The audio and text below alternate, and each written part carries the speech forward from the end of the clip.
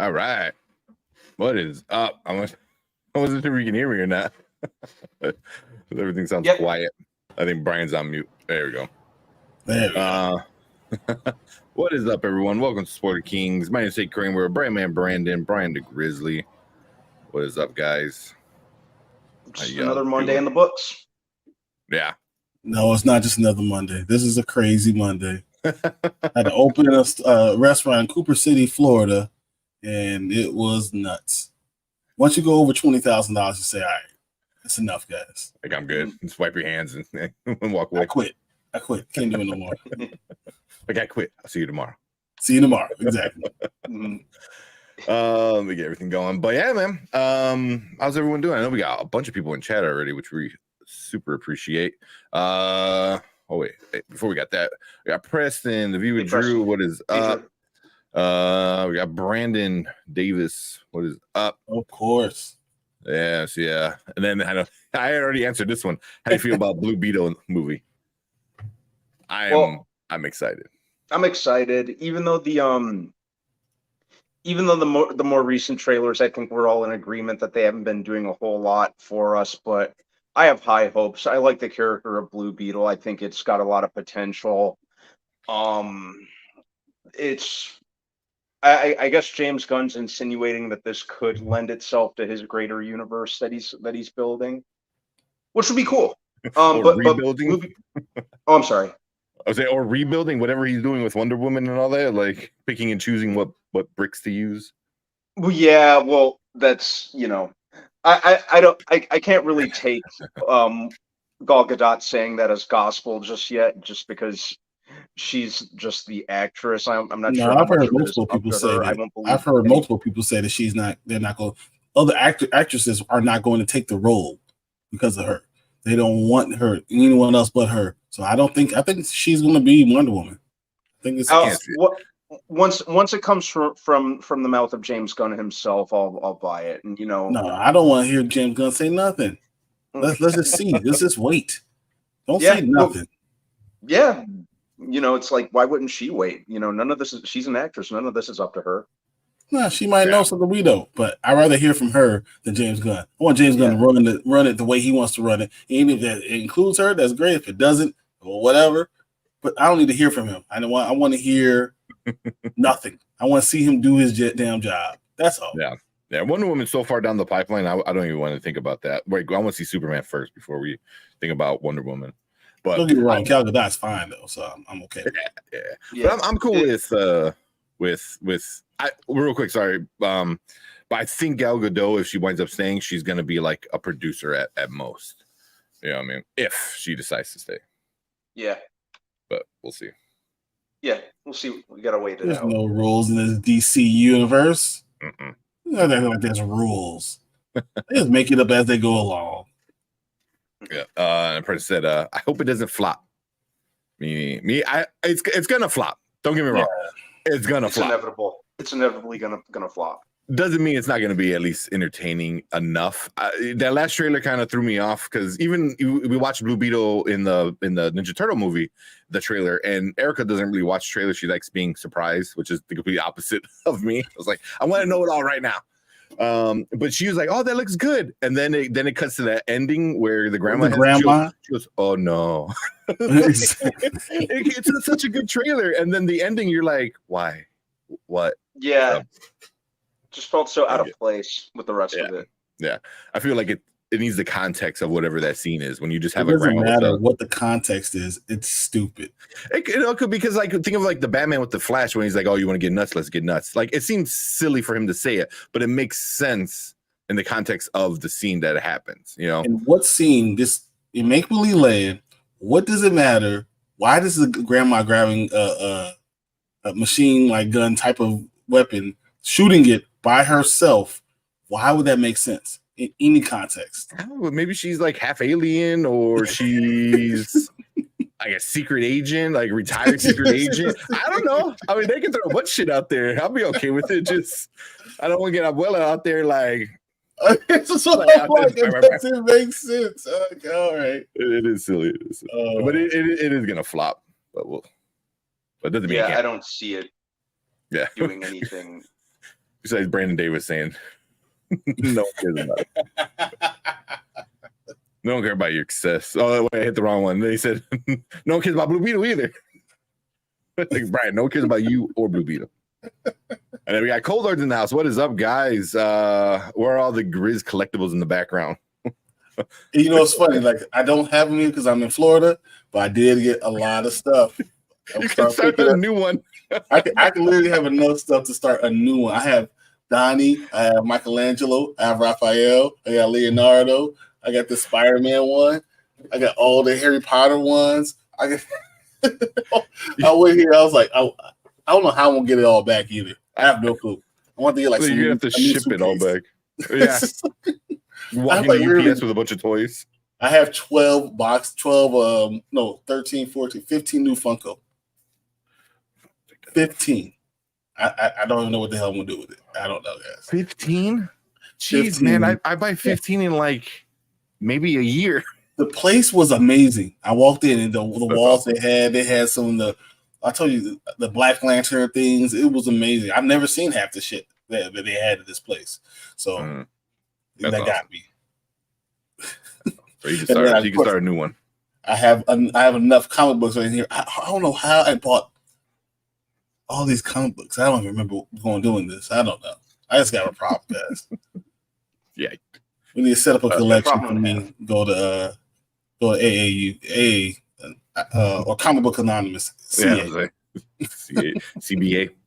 A person said, "Yeah, I'm sad to say, but I think everyone who watches will love it, but it's gonna flop." I feel the same. I feel the same, and I'm going into Blue Beetle. Very low expectations. So that's from Xavier. Appreciate you being here, but I'm going in with an open mind. Like, if it sucks, like, I'll be disappointed, but I won't be surprised. You know, if that makes sense. But if it's good, then I'm like, okay, you know, hopefully we can keep this character going. But yeah, dude, The Flash was a good movie, and it only made like $5 in a like piece of gum. Like it really made like no money. Piece of gum. So I don't believe in anything to DCU right now. No one's gonna follow it. I don't know. Yeah. Say Gal is not that hot. Hey, was she a model? I'll go. I think she was trying to be a model. Or she was a model. She was a model. She was like Miss Universe. She was like third second place in Miss Universe, something like that. She was. No, I think she's a very gorgeous woman. I think she's fine as Wonder Woman. I don't think she's necessarily the end all be all when it comes to the role, though. I think there's I think you can find somebody better. Improvement. Yeah, I think you can find somebody better. You know, I don't necessarily look at her and say, you know, she is Diana Prince, she is Wonder Woman. I think she's decent enough in the role, but you know, I don't think, you know, it's not like she's Christopher Reeve as Superman or Robert Downey Jr. as Tony Stark. You know, there's room for improvement. Any of those people are the only ones that need to be that character, so I don't really care. I think you recast them. No matter. There could be a lot of them. We can just throw that out there. You can recast them. I'm just letting you know. I know Chillmonger's live right now. I went before I go live, I usually go to our YouTube and go onto the studio and stuff. I'm like, Chillmonger's live. And then Zach Attack betrayed us. He joined Luke Ponto and Zach Millen over there. They're talking about supposed to be the fourth spoiler king. It's supposed to be the fourth. That's all right. We still love him. I'll come get you, Zach. So I hope you're doing well. Miss Israel in 2004. And she represented her country in Miss Universe pageant in 2004. Not bad. Yeah, I knew she was not bad. Like, how many people do you know that did that? As Miss America or Miss whatever. Miss Universe, whatever. Yeah. Hey, Travis. And then Travis said that there will be projects under Elseworld banner. So I think where projects like that, the new Wonder Woman might exist. Yeah, maybe if they give her the official third one, they do Elseworld. I don't know. You know, I mean, that could be true. I forgot all about the Elseworld's banner. The Snyderverse live in Elseworld. But everyone's thinking about 1984, not realizing that how the first Wonder Woman was a great movie. Yeah, oh, it was probably one of the best movies that they've ever made in the DC. It was a really good movie. It allowed Marvel, the MCU, to be like, wait, hold on, we can put our female character as the lead, and it might do well. Granted, they did it way too late. They should have done a Black Widow movie way sooner, way before DC did. But yeah, she came out, and that first one was great. That second one though was trash. No, 1984 is awful. Oh yeah, 1984 was so bad. Brandon said, ironically, the grandmother looks like the best part of the entire movie. Get out of here. Whatever. Now you're just hating for the sake of scrolling. Yeah. I thought Sally Field was hot when I was like younger, and still kind of do. Sally Field was 100. Yeah, now. Wait, aren't you? You're pretty young, Travis, right? Right? I could be wrong, man. Yeah, he said. Housender said Travis might have a potential third WWE as elsewhere. Actually, makes a lot of sense. It does. It does. I mean, I can see them doing the third one, especially if it's good and it can make a lot of money because people will just go see it just because of her. Yeah, yeah. And then Housender said, "I care about Blue Beetle." Me too, man. Me too. I think it's good seeing granted, he's more Mexican American, but just seeing a Hispanic character up there, I think is pretty cool. And I think he's the best version of Blue Beetle too, because you have all those other different kind of versions of him. He's the one that's probably going to stick around the longest. Yeah, Jaime Reyes, and he's I kind of feel like he's almost the most popular. Yep.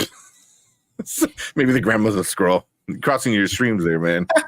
Wrong universe, buddy. Although, speaking of, I watched I think it was like a TikTok or something today, and somebody made a really, really, really amazing point that DC did a better Secret Invasion with Peacemaker than Marvel did with their own Secret Invasion. And I sat They're there not wrong. like, just like what I couldn't even think. I hear you, but I don't know. It's supposed to be a serious content, and nothing about Peacemaker serious content. So, whatever. No, which is fine. Yeah, Peacemaker is not a serious character. He is definitely a goofball. But it makes more sense with like alien invasion and stuff like that and taking over. I was like, damn, like they told a better version of that story than Marvel did with their own story. I was like, okay. But it made me think for a second. Like, DC has not done a better job in anything not named animation than anything, because DC needs to just learn how to do his own thing first before talking about doing someone else's stuff. I would say the Peacemaker though, when it comes to like TV shows, I mean, granted they don't have any, right? Yeah, so so you compare it to Zero. A banger. Yeah, you're gonna compare it to Zero. Okay, if you're gonna have one, let it be the best one. So they're 1 for 1. They're batting at 1,000 right now. So they're batting at 1,000. Yeah, they're batting at 1,000. We got Kevin Davis. What is up? James Gunn, good director. Most of his films outside Guardians of the Galaxy franchise have bombed at the box office. Mm-hmm. He really wasn't that big of a director until he wasn't that big a director, and then you have to remember the Suicide Squad still came out in the thick of a pandemic. Yeah, on and that was a great movie. and on Max. Yeah, exactly. B. What's that? That's exactly what you put it out on Max, and you shot yourself in the foot. If you're gonna put it on both streaming service and everything at the same time, there's no way it's gonna make money. Yeah, really, a lot of his other stuff wasn't really big. Like what was the other theatrical release he did? What, Slither, back in the mid 2000s, and then Super, which I think was like a limited release. If I'm not mistaken, I might be wrong. But he was making like really like cult stuff, like kind of niche crowd. So he wasn't like a huge director. He definitely wasn't the household name that he is today. Yeah. Did he? So. Oh no! But, he did do movie 43. Ugh. Yeah. When you start looking at it, all of them are bombs. They all did not make money. Movie 43 was such a weird movie with a lot of directors and stars who were much better than that. Yeah, he did Super. Super was pretty good in 2010. Like that was a Super was crazy. Goof. Slither though, Slither was.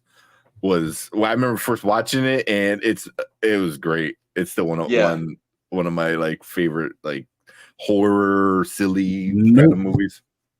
I'm not gonna say watching that movie while eating pizza was the smartest idea.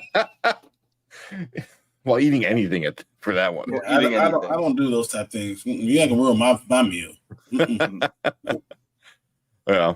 Let's see. Here we go. House of Nerd said Wonder Woman 1 was much better than Wonder Woman 2 because Zack Snyder was much more heavily involved in the first film. Was he? I wasn't sure if he was or not. I think it was just done well. Everything about it was so well done. Yeah. Very well put together. Yeah. Like Brandon over here hating. Gal is not hot. I don't think she was hot and fast. Whatever when you do was rubbing on her booty. What booty? That's a flat booty. She's a model, and models tend to be more petite. You have to understand there's a different type of quality of people, and you're not going to get the same type of stuff. She's 110 pounds, so it'll still be fine. But yeah, Peacemaker was dope. Peacemaker was awesome. Well, it was super fun. Gunn barely confirmed that everything before Superman Legacy isn't canon. Yeah, which implies that even Peacemaker, Waller, and those projects will be Elseworlds. That's I mean, he put things out there and then let everyone kind of like, oh, but this is going to count. Well, that's not going to count. This is not going to count. And I think I got what he was trying to do, like hype up the crowd, and I think it did the opposite. Yep, he should have shut the hell up, like I said from the beginning. Yeah. Because is Peacemaker going to be Elseworld, or is it going to keep in his DCU? Waller. No. Because he already said Waller is going to stay. Viola Davis is going to stay as Waller in her own show or movie, but it's the same character, the same actress playing the same character. Man, this Elseworld thing might not be good, or it could be great. Or he should just not said nothing, did what he wants to do, because he's a brilliant person. I think I really he's a great filmmaker, I think. And he really knows how to do these things and direct things, and we should just entrust him first, and he'll not tell everybody. Just like, look, he knows what he's doing. We don't know shit. Let him do it. Mm-hmm. Yeah. But we'll see. Where so that Peacemaker dope. But Mr. Marvel Gunn did that. So what's that? Did what? Mr. Marvel Gunn did that. Might have missed it. Suicide Squad 1, 2 sucked. Really? But has no good properties except for the Man off of Suicide Squad 2. Yeah, that was a good one. That was awesome. I really didn't like that much either. No. Because I don't do goofy very well. I care about characters too much, and then sometimes when it's too goofy, I just not for me. Mm-hmm. I can say that it's not a terrible movie, but I don't like movies that take themselves too seriously, and I don't like to take movies that take themselves too much as a joke. Mm-hmm. Mm-hmm. Yeah. I thought the second Suicide Squad was really entertaining. I actually watched it again like a week ago. Really liked that one. I do not. I did not. I've not put another DC movie. Watched it again. None of them except for Wonder Woman. But I seen the I don't know whatever the second Suicide Squad is. I seen that one a couple times. I thought it was good. I like that one a lot because it does what Guardians does really well, where it's able to be goofy but also be serious at times. Like when Rat Catcher or Rat Whisperer, whatever her name was, tells her story. Yeah, whenever she tells her story, I was like, damn, that's but which is ironic because the first Suicide Squad wanted to be Guardians of the Galaxy so badly. Yeah. Oh god, that was so bad. And then they ended up getting the director of Guardians of the Galaxy to do the second one. Yeah, I know. which was great.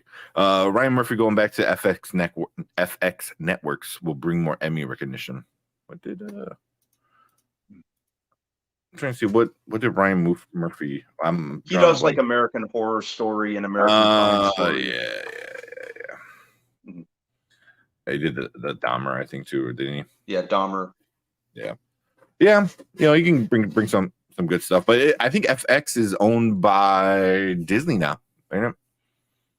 I believe so. Right. Because they were part of the Fox stuff, and then that's all wrapped up in Disney. James Gunn did movie 43. I love movie 43. It was funny. I think it was a lot over the top. I think it would have been better if they didn't use such big, well-known actors. Well, technically, he was one of the people who did movie 43. It was a lot of directors, Elizabeth and Banks writers that did each segment. One of it, yeah. Like Brett Ratner did one. Yeah. Granted, I know he's not the greatest director, but yeah, it was there were multiple directors, and they like one did each segment. Yeah, but that was like what Sin City did. Yeah, at least the first one. I don't know if the second one did the same. Yeah, I think they had I think the studio had dirt of each of the directors and actors involved. Like, do it or else. Yeah, like Kate Winslet knows full well that was beneath her. So did Hugh Jackman. Most of them. Hugh Jackman. Most of them. Wow. Like, yeah, no, like the studio had dirt on them. The friends is called in favors, and they're like, I guess I'll do it. Yeah, you can do this in between Broadway shows. Yeah, why not? How much money? How many zeros? All right, exactly. Travis said it's confusing as Peacemaker is a spin-off of a sequel to DCEU movie where DCEU characters like Flash and Aquaman show up. Yeah, the whole because if they keep Gal Gadot, then that's just gonna open up a whole another bag of worms. Also, that's not confirmed. Like, it's people on the internet saying like, "Oh yeah, my source told me." No, it's also because so my time to shine, hello, is huge. So when she says that's a huge thing. But it's also because the people that they're talking about that will replace her are saying that they're not going to do it. So like it's like bringing all those things in, and then you realize how old she really is. Because Gal Gadot is like our age. Yeah. Like we can't keep Henry Cavill. 40. Yeah, that's why I and then you tell a young actress like, hey, we want you to be Wonder Woman for the next 10 years. So like, where do I sign? It depends on how much they like Gal Gadot. That's the thing. That's what I'm saying. She says it does matter. Because Gal Gadot has no leverage in Hollywood. None. It has nothing to do about the leverage. It's about how do you respect. It's just like he's asking me, well, if I'm going to be in the NFL, do I want to wear Sweetness's number? Like, you just don't do that. Yeah, there's something that those things matter. I think that they have connections, and or especially someone who might be of that nationality, Hebrew or anything like that, Jew, like that will matter to them. Mm-hmm. So those type of things do matter. So if they don't want, but that's like you becoming a football player and asking Martellus Bennett, like, "Hey, can I wear your number?" Like, Martellus Bennett is not a good idea. It's like it's somebody who doesn't have that much pull, who has almost zero pull. No, it's depends if you as a Hebrew person look up to that person, and that you've opened doors for me. Because no one was in these type of movies besides blonde hair, blue eyed chicks, and then you've actually opened the door for me to have this opportunity that they don't want to follow it. If that's how it is, that makes perfect sense to me. So that's what I'm saying. Like, it depends on who you're gonna get, unless you're gonna go back to blonde hair, blue eye. Yeah, but then also if you're like, of Israeli descent, do you not take another role because somebody else had that role? Or you just not take that role because the other one person that started it wants that role still. You just go take another role. Yeah, it'll be fine. Yeah. I just take another role. Yeah. It's like you can want it, but you ain't gonna get it. So I can get it. You know what I mean? So it's like, yeah, but people stick together. If you don't believe me, ask them how they strike it. Oh yeah. Oh, that's different. You're going against, and they're going against like the producer. They're going to lose that striking, but they can win and they say, I'm not going to take that road. You can force studio's hand. I still think that she will be replaced, but I do understand how you can. If they want her to force her hand, they will get another movie out of it. Because I don't think a lot of people will take the role. I think a lot of people will take the role. I'm sure people will. Yeah. Andrew Garfield took on Spider-Man after Tobey Maguire. And Tom Holland took it when they already said. How's it different? Yeah, we're gonna make it a Spider-Man number 3, and then race and culture matters. And then when you talk about two white guys, yeah, it's different. It is different. Yes, it is. Yeah, I mean, I get what you're saying with that. Two white guys go, yeah, they would tell the next white guy, come on. All right, fine. But I'm telling you, when someone's opened the door, we'll see. That's all I'm saying. Yeah. I get what you're saying. I 100% get what you're saying, but I think it changes when you're already out the door and you're going to prevent other people from not going through that door. If Chadwick Boseman was still alive and was still there and they wanted to replace him as Black Panther, I bet you there won't be a lot of black guys jumping to do that. This is my point. That's what I'm saying. When you've opened doors culturally, it changes it. Mm-hmm. Mm-hmm. And if you don't respect that, you have to respect that. And if someone feels that way, they feel that way, and that's fine. But I'm just saying that could be the case. Yeah. Even that, I would say, is a little different too, because Black Panther is specifically for people people black people from Africa or just like that. Where Gal Gadot, Wonder Woman was never, it's a black superhero. Yeah. And you open the door for other people to be accepted as black superheroes. Yeah. That's a good conversation. We need to have a whole conversation on that. There we go. Move on.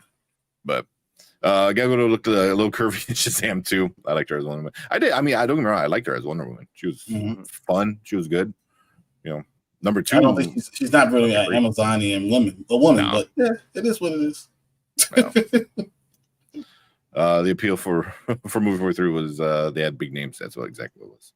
What is the best HBO show you guys can name? Sopranos, Game of Thrones. Probably Sopranos or Oz. Oz was go way back. Oz was great. What's that movie? What's the TV show? In Baltimore. Oh, The Wire. The Wire was great. The Wire is the best show I've ever seen. The Wire was really great. Good show. Yeah, HBO man had some bangers back in the day. Some bangers. I mean, I was watching The Wire I can't wait to see what's going on. This was unbelievable. Yeah, but even the newer ones, Westworld was good. Which one? Oh, Westworld was good. I really don't watch Succession, but people are going crazy over it. Barry is doing really well. His Dark Materials is amazing. It is. His Dark Materials is really good. It's so good. And that's just new stuff. You still got True Blood and I'm looking at a list of a bunch of stuff. Yeah, they know how to do it. They know how. I was gonna say they used to know how to do it, but they're still doing it. They still are. I mean, they're still knocking it out of the park. So we'll see if it keeps it going. I don't know. We'll see how that goes. To the max. So the story I got from movie 43, the director and producer did 42 movies for Hollywood. So his 43rd movie, they did what they wanted to do as a filmmaker. Huh. Okay. That'd be interesting. I like that. That's a good idea. But like I said, there was multiple directors, so I wonder. Because Elizabeth Banks was still fairly fresh. James Gunn was really fresh still at that point. I'm sure they probably got it because Elizabeth Banks was a star in Slither. So that's probably how her and Gunn got into that one movie. But casting Nathan Fillion's Green Lantern when he's TDK. Yeah, and exactly. I totally forgot. He was TDK in Suicide Squad. James has hinted it isn't finished yet. Yeah, unless it's a world where the actors can play multiple parts. Then I don't like that. I don't need one actor taking up 5 different roles. So You can replace him as TDK. I mean, he was a goofball character anyway, and wore a mask. So, and he was only in it for like 2 minutes anyway. Yeah.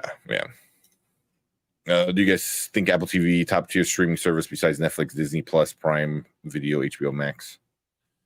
Top tier streaming service, Apple TV. They make great stuff. I don't know how many people actually watch Apple TV. Yeah, I don't know how many people get it, but it has great, like some of the best shows and movies are coming out of Apple, which is crazy.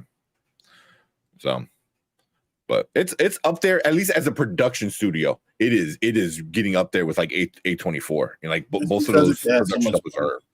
It has so much money. That's why. Yeah, that's why I think A24 is on the really like on the peak of doing something special, because they weren't backed by Apple money, so they started off like making like a little bit lower budgets, but with great stories and great acting. And then Apple can just throw money at the problem, and hopefully it'll fix. But Apple has been making great stuff. DC didn't fail because of bad movies. People who hated Suicide Squad 2016 cared about the characters. That's what DC had going for them. Where DC faltered is throwing away so many of the side to the side for years. Yep. Like all these people losing their minds with Man of Steel or with Henry Cavill as Superman. Why didn't he get a sequel? Why did he only get one movie? It was like, where was the outrage, 10 years ago? Like, hey, I want to see more Henry Cavill. Like, you're going to see him here, you're going to see him there. It's like, no, people were saying that. Like, well, I want more Henry Cavill. Yeah, but then they were okay with just being in Justice League and a cameo here, and you can see his torso in Shazam. It's like, it's like stupid stuff. No, I mean, come on. I mean, Man of Steel is 2008? I think so. Holy shit, 2013. yeah. 2013? Okay. Still a while, 10 years ago. 10 years ago still. So people were asking for more stuff, and then that's when they did Batman versus Superman. I mean, they did other things. He was in a lot of movies, and him being it was never a complaint about. They wanted more of them, and they thought they were going to get, a whole Snyderverse, and then the whole Snyder thing just erupted, and it is what it is. Yeah. I mean, that's the one thing Marvel did, right? Was like, oh, these are our stars. We're going to make 3 movies really quick with Iron Man. We're making 3 movies really quick with Captain America. They made 2 bad ones with Thor. And then they kept on going. They said, kept it going. Muscle through it. Putting out stuff, Yeah. So, but DC has the better characters with better storylines. Easily. So, I mean, a B character in DC is better than like an A character in Marvel. Yeah. That's just what it is. Yeah. Eastbound and Down. Oh, my Eastbound and Down was great. Boy, that Spawn, the old reruns of Dennis Miller's show. Yeah, those are all great. Bigger and Blacker with the comedy special, Chris Rock, that was amazing. Yeah. That was the place to go for comedy specials before Netflix took over that. Like HBO was the spot to go for anything comedy. So, and House of Nerds said really disliked the Nathan Fillion casting as Green Lantern. He looks just like him. I mean, he's been cast as Green Lantern many times and shot many pilots and voiced, well, he mostly voiced Hal Jordan in a lot of the animated stuff, but yeah, I'm okay with him being it, but it goes back to like, oh, you said blah blah blah was too old. Nathan Fillion's old too. So yeah, Nathan Fillion is really old. He was too old to be Castle. So I mean, yeah. Man of Steel was dope. The best film. Not sure I'd call it their best film. But no, sure. It was fun. It was cool. It wasn't my version of Superman, but it was okay. I didn't hate it. It should have been better written. Yeah. I forgot who was watching. DC's casted so very well. Mm-hmm. All their castings are like spot on. It's just that their writers suck, and all they have to do is kind of do. They have to. Who's not spot on? Ezra Miller. But Ezra Miller, and if you want to talk about Ezra Miller, still is a great actor. Like they didn't make a mistake. He just made a mistake because he's an asshole. But like they No, didn't make a he mistake was with doing it. he was not a good choice for Barry Allen. I don't know. I think he did a great job acting. If he was not a terrible person, That's and due in he- part. he That's due in maybe part of wrote- the writing for the character. Yeah. It's nothing about the writing or the casting said Barry. Mm-hmm. Um, Like he's a good actor, but yeah, I think he could have pulled it off. I have no problem with it. I have no problem with any of them. Honestly, just it is what it is. I think Batman. I mean, they knocked out the park every time they casted a new Batman. Yeah. So every single time it's been good. I was like, well, okay, this works. I mean, I'm not talking about Clooney. I was talking Clooney and Val Kilmer. Let's pass. I don't even hate Val Kilmer. I really only hate Clooney. Yeah. I put them both at the same level. They're both like bottom. I don't know. I think Val Kilmer only was at the bottom because he was following Michael Keaton. That's true. If he wasn't following Michael Keaton, he would have been fine. Yeah. Did you like George Clooney? Just said no. Yeah. Hey, Clooney sucked. Yeah, The bad nipples. Yeah, the bad nipples. DC rushed everything. Yeah. I says that was part of the issue. That was definitely part of the issue. I've been talking about it all day Facebook, but I finished Invincible. Yeah. Oh, I know. We saw. I know. That's why I'm like, oh yes, because Invincible is. That's where you're like, oh, I'm like 3 episodes in. This is great. I'm like, oh, wait till you get to that ending. Just wait. Oh man. Yeah. Just remember seeing Ask for Fillion show The Rookie. Yeah, we're making jokes about him for 48, and that was 5 years ago. That's true. That is true. That is true. I don't know why Stream Elements is deleting some of y'all messages. I am sorry, especially Kevin Davis. I see it on our end, but I'm looking on YouTube and it's I don't deleting. see it over there. I'm like, why? I am sorry, Kevin. I don't know why he's doing that, but we do see your comments because I just saw like it grayed out and it says like deleted by Stream Elements. I don't know why. Sorry, but keep commenting. We see them on our end, and we'll show them. But yeah, you're not saying anything bad. You're talking about DC and Watchmen and stuff. So I don't know why. I have to look into that. Well, so I do Regina apologize. King is one of my favorite people ever. Like actresses, voiceovers, everything she does is perfect. I love Regina King. She can direct, she can write, she can do everything. She is a superstar in all these things. So I 100% agree. She knocked it out of the park with Watchmen. Because of her, that show was great. You know, like you could have put somebody else in there. I think it would have been also a good show, but she made that show like great. Like you came back and watching and just seeing her arc throughout the whole show was just like, damn, man. You know, like I really want a sequel of the show just because I want to see what happens, with her. I'm probably saying Val Kilmer is the best out of the Keaton and Clooney. Oh no, sorry. I'm gonna put you on a 5-minute ban because you can't come in here and sing about that mess. Oh man, that's crazy. Val Kilmer is not as bad as you guys were saying though. He's not. Val Kilmer was fine. He was not that bad. He was a hate. He hated on. He followed Keaton. That was the only problem. The only problem he had was he's too close to Keaton. And on his own, he's fine. Yeah. On his own, he's probably better than Christian Bale. Really? Mm-hmm.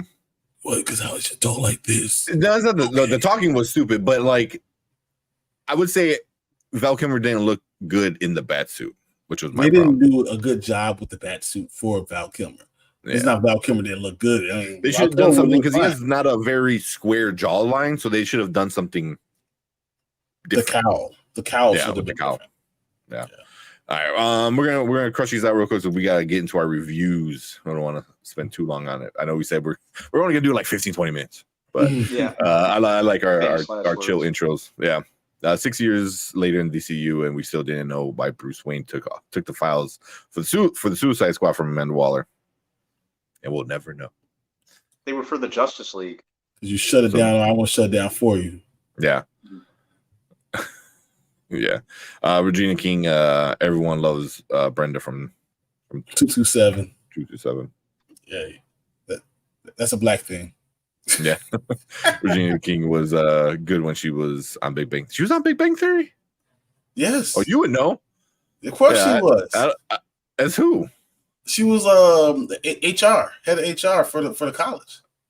I don't watch it. I haven't seen that many episodes as much as you. I know I've you've seen every episode multiple times. But she called Christopher Polly. She called all of them all into the office. Regina King, that's funny. I didn't know that. But you know she's the voice of Huey and the in Boondocks. She was the voice of both of them. Yeah, Huey and Riley. Wait, and Riley, she's the voice of. I know she was. She's voiced of both. Which was the younger Huey one? And Riley. I know she did the younger brother. I didn't know she did Riley. Yeah. She did Huey and Riley. Wow, yep. I did not know that. Yeah, she's cool. Super awesome. Like I don't know, people. Two very different, because one's higher pitched, everything's different, and then the other one is like just completely two different voices. That's interesting. That's awesome. If you ever just look at all the movies and TV shows she's been in, she's amazing. Yeah, directed and everything. Regina King is tops. Yeah, Boondocks. So like I said, there's so many famous people in that show. It's crazy how they got so many famous people.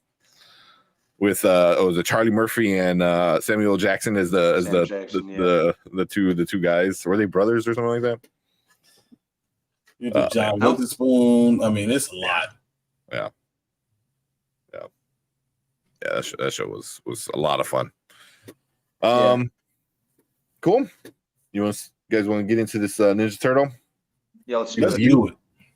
So full spoilers. So anybody who didn't watch it yet, we'll try to keep the spoilers minimal, but I don't think there's anything too crazy that happens where you're like, oh my god, ruin the story. John Witherspoon always taking off his belt. Yep. Live action, in animated form, it don't matter. He is just like that voice of like a dad, because he always played like a dad, didn't you? No, crazy dad. That's what dad. it is. Yeah, we give a dad that's crazy. Yeah. Good dad, give me Uncle Phil. James Davis. Give me Shredder. Crazy dad, give me John Witherspoon. Bang, bang, bang. Yeah. That's awesome. Oh man, we need to do that. I know Low-Key Cave did something like that where he talked about some of the better dads on TV dads and stuff like that. Maybe when we do our live show for the giveaway, we'll rank a bunch of TV dads. It's hard because you gotta realize your top five will be someone you can't even talk about. He's been canceled. It's probably one of the greatest TV dads of all time. Who? Heathcliff Huxtable? Oh my god! He's the greatest dad of all time, but he's also you can't even talk about it. You can't talk about it. I think you could, but because it's as a character, not as a person, because it's the same thing with Ezra Miller and the Flash. You can talk about the Flash, but and Bill Cosby is even bigger than that. Bill Cosby, you understand? None of the stuff was going to happen until Bill Cosby was going to buy NBC. Yeah. That's there. It's a whole other animal. Yeah, it is. That is right. I forgot about Cosby. All right. Let's get into this review. You got the synopsis up? Pulling it up as we speak. Yeah. So hopefully everyone went to go see it. Well, I know us three saw it, but I'm talking about everyone in the chat. And I submitted my first review on Letterboxd. No, I did Letterboxd a bunch. For Letterboxd, I'll do random ones when I have time. I'll write one up. But I wrote one for this on Letterboxd, and I'm like, oh, you know what? Let me put one on Rotten Tomatoes. Maybe become a verified critic one day. I don't know. I'm ready whenever you are. All right, let's do it. So hold on. All right, let's do it.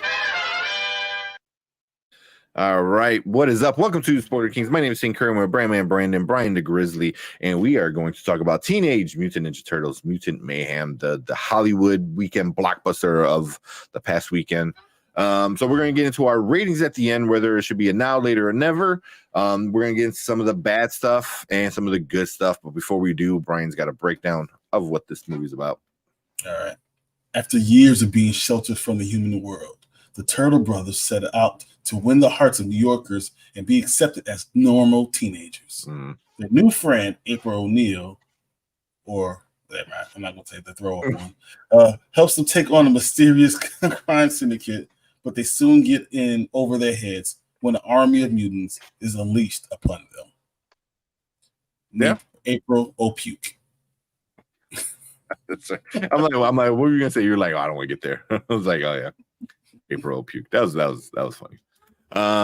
So yeah, I mean, the synopsis is in the name of the title, right? Mutant Mayhem. So yeah, Ninja Turtles and mutants and a bunch of mayhem, and that's exactly what this movie was. So we'll get into some of the good stuff. Brandon, you want to start off with some good stuff? First of all, to Seth Rogen, in the very slim chance that you happen upon this video, I just want to say thanks, dude. Unlike Michael Bay, I can tell you actually liked the material that you were put in charge of. When you hate something, you hate it all the way with all your fiber of your being. Yeah, sure do. I hate the Michael Bay produced movies with a flaming passion. The anime characters like puff up in flames. No, it delivered on its premise. Mutant Mayhem. This movie was crazy in all the right ways. I loved it. I love the animation. I love this movie just on this for the soundtrack alone. Yeah. Who thought we'd ever see a montage of the Turtles like busting up crime syndicates set to No Diggity? No, I liked that it was a fresh take that did some new things, but it still treated the overall content with respect. I liked that. I liked the story arc that the Turtles have. I liked the idea of them actually getting like teenage kids to voice the Turtles this time. I think that really worked. Overall, I love the voice acting. Ice Cube as Superfly was so entertaining. Paul Rudd was great as Mondo Gecko. I know what's her face from What We Do in the Shadows voiced Wingnut. Yeah. John Cena and John Cena and Seth Rogen were the voices of Bebop and Rocksteady, even though those were like glorified cameos and they only had like 3 lines each. Yeah. But I really liked it. Like I mentioned, the animation style was really cool. I think like Spider-Verse kind of lit a fire for people being kind of a little more innovative and creative with animation. So actually I think this lended itself to animation more than live action, at least for now. I will watch as many sequels as they want to make to this. I also I liked Jackie Chan. I kind of thought it was funny that rather than like the wise sensei, they made him almost like a helicopter parent, like overprotective Asian parent. Yeah. Which was pretty fun. But yeah, I had a lot of fun watching it, and I'm probably gonna see it more than once. But yeah, those are my thoughts on it. Okay. What about you, Brian, with some good stuff? I thought it was good, but it was just good. Like it wasn't phenomenal to me. It was like, okay, I think Teenage Mutant Ninja Turtles, the live action one, the first one was better. I probably liked the second one better. I thought this was like right after the second one. But maybe it's because it was in my wheelhouse of at me growing up, and this was just like okay, like to me it's just like okay, and maybe I just didn't relate to it as much. But there were times where I was like, okay, I don't care. Really, I thought it was real well acted, well voiced over, well written. It just didn't hit for me as much as everyone else. Like everyone's like, it's the best one I've ever seen. I was like, to me, it's not the best one I've ever seen. It's better than a lot of other crap I've seen. You know, it was well done. I know Seth Rogen knew what the hell he was doing. He understood the story he was going to go with, and he hit with it. But it's not like it didn't hit the same way as the live action did for me.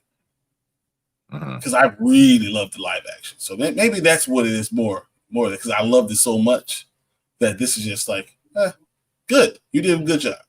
I enjoyed it. But that was just where I left it. Okay. And then real quick, so Travis asked, not a spoiler, but how are the villains distributed in the film? Do they face them one at a time or all at once? With all the mutants, it's kind of all at once.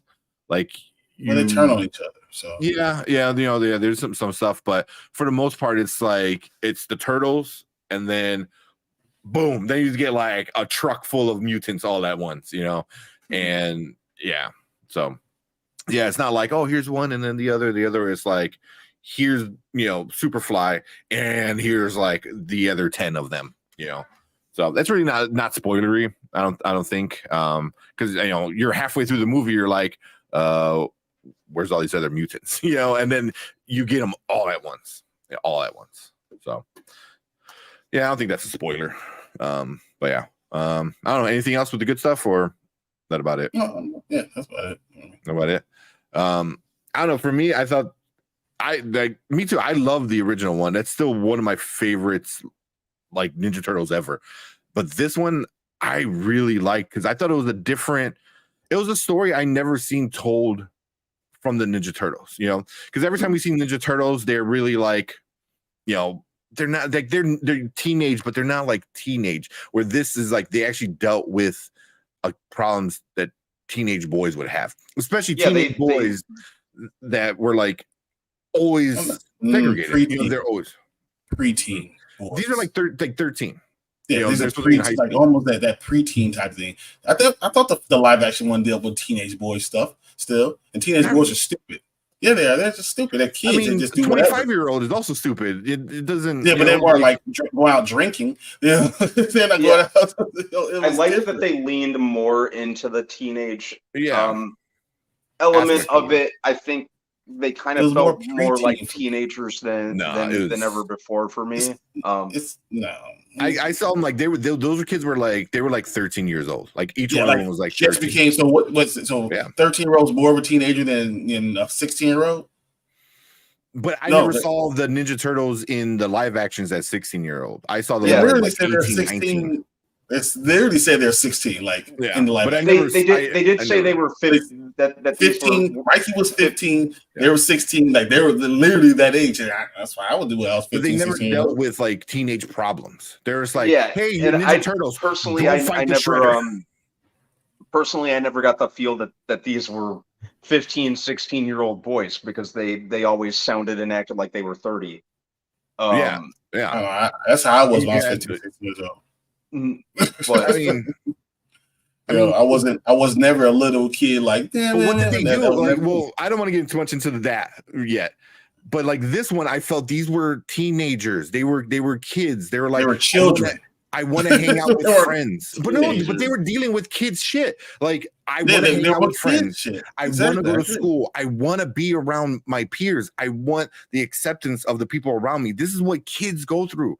This is what young teenagers go through. You know what I mean? This is what it is. This is what all of them do. That's like 7, every single kid goes through it. Not 7. No, you're talking about like 12, 13, 14. When you're in high school, you want to impress everybody. You're like, what can I do?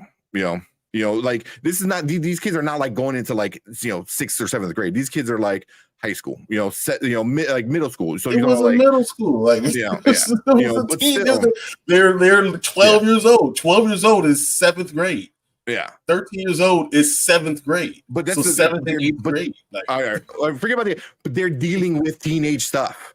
We never seen the Ninja Turtles deal with teenage stuff. Yeah.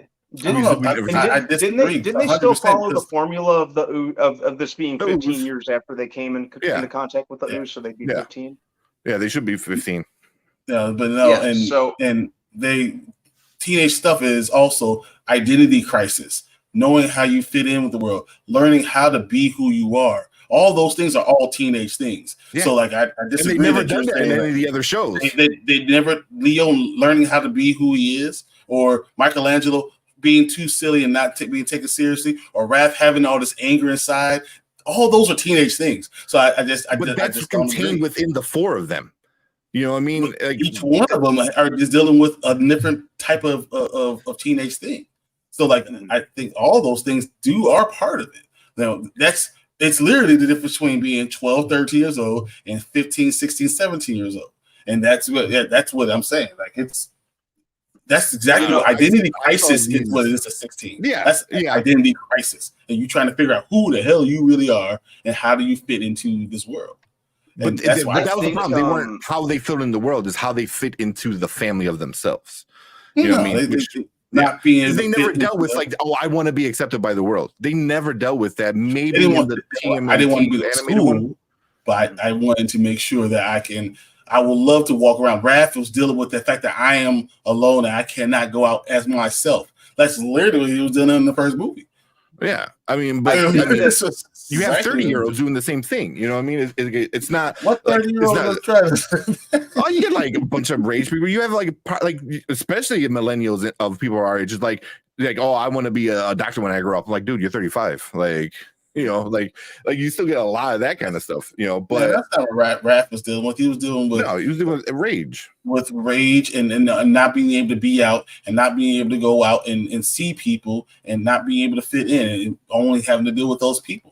That's exactly what people deal with. If you don't believe that, ask a 60-year-old who went through the pandemic. Like that's exactly what they're going through. Like I feel like it does. I think I'm not trying to say that they did not deal with preteen stuff in this movie. I'm just saying both of them deal with different levels of teenage stuff. Either way it goes. I don't think that the first movie did not deal with teenage stuff. I think it still did. It's just I think they're planning something pretty big, and they're doing it. Yeah. I think they wanted to start young with the Turtles and cast accordingly.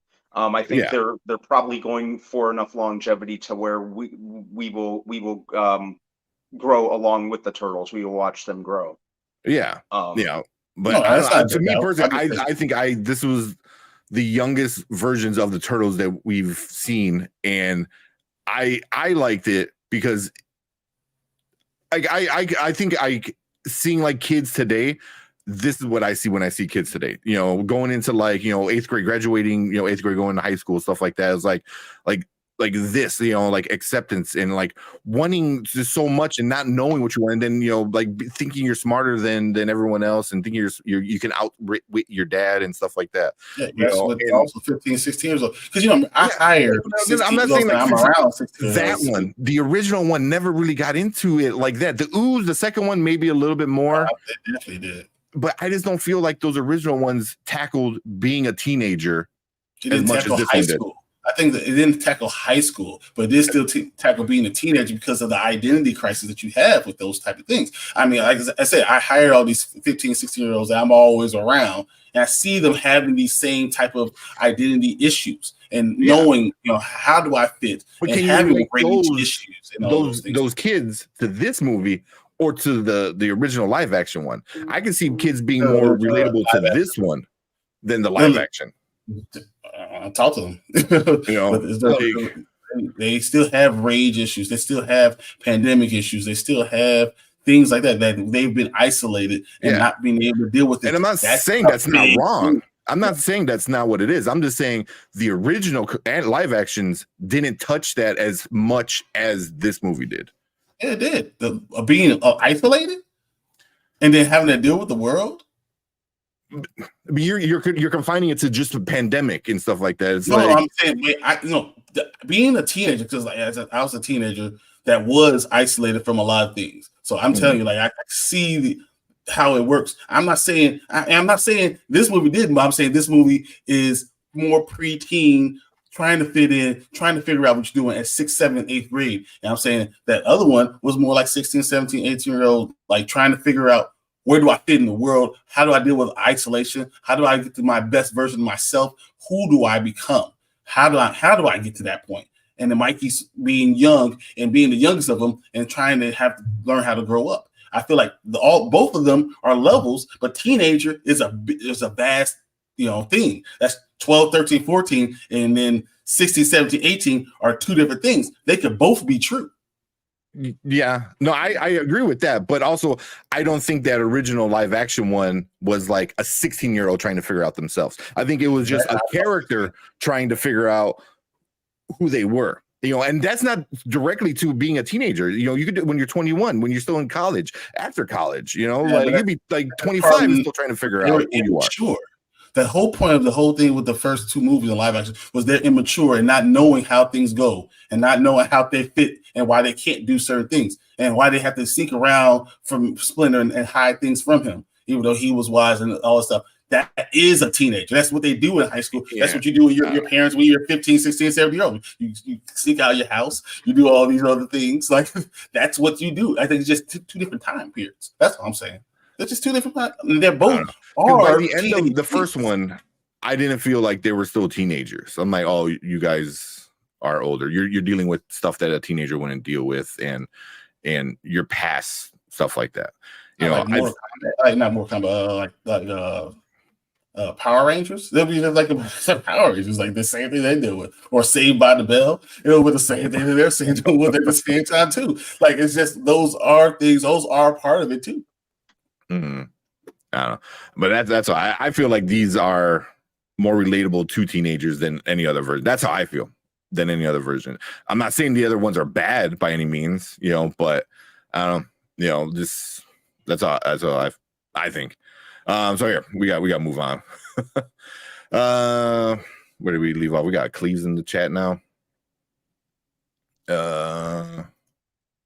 Let's see, this is like 10 minutes ago at this point. So sorry. I felt the same way, bro. I just finished it and it was it isn't better, sorry, than the original. I'm like high school. Yeah. Agreed. Mutant Mayhem is just okay to me. Certainly not the best TMNT movie. I'd argue that the 1990s Turtle film is in the 10. Let me make my screen bigger. There we go. 10 best comic book movies film all time and is better than the Bird and Batman movies. Ooh. Wow. That might be an argument. That might be a good argument to make. They did seem like they were 12. Similar to Tom Holland Spider-Man, there's a weird disconnect where you were used to watching adults playing teenagers. The teenagers playing them feels off. Yeah. I think that might be a thing too.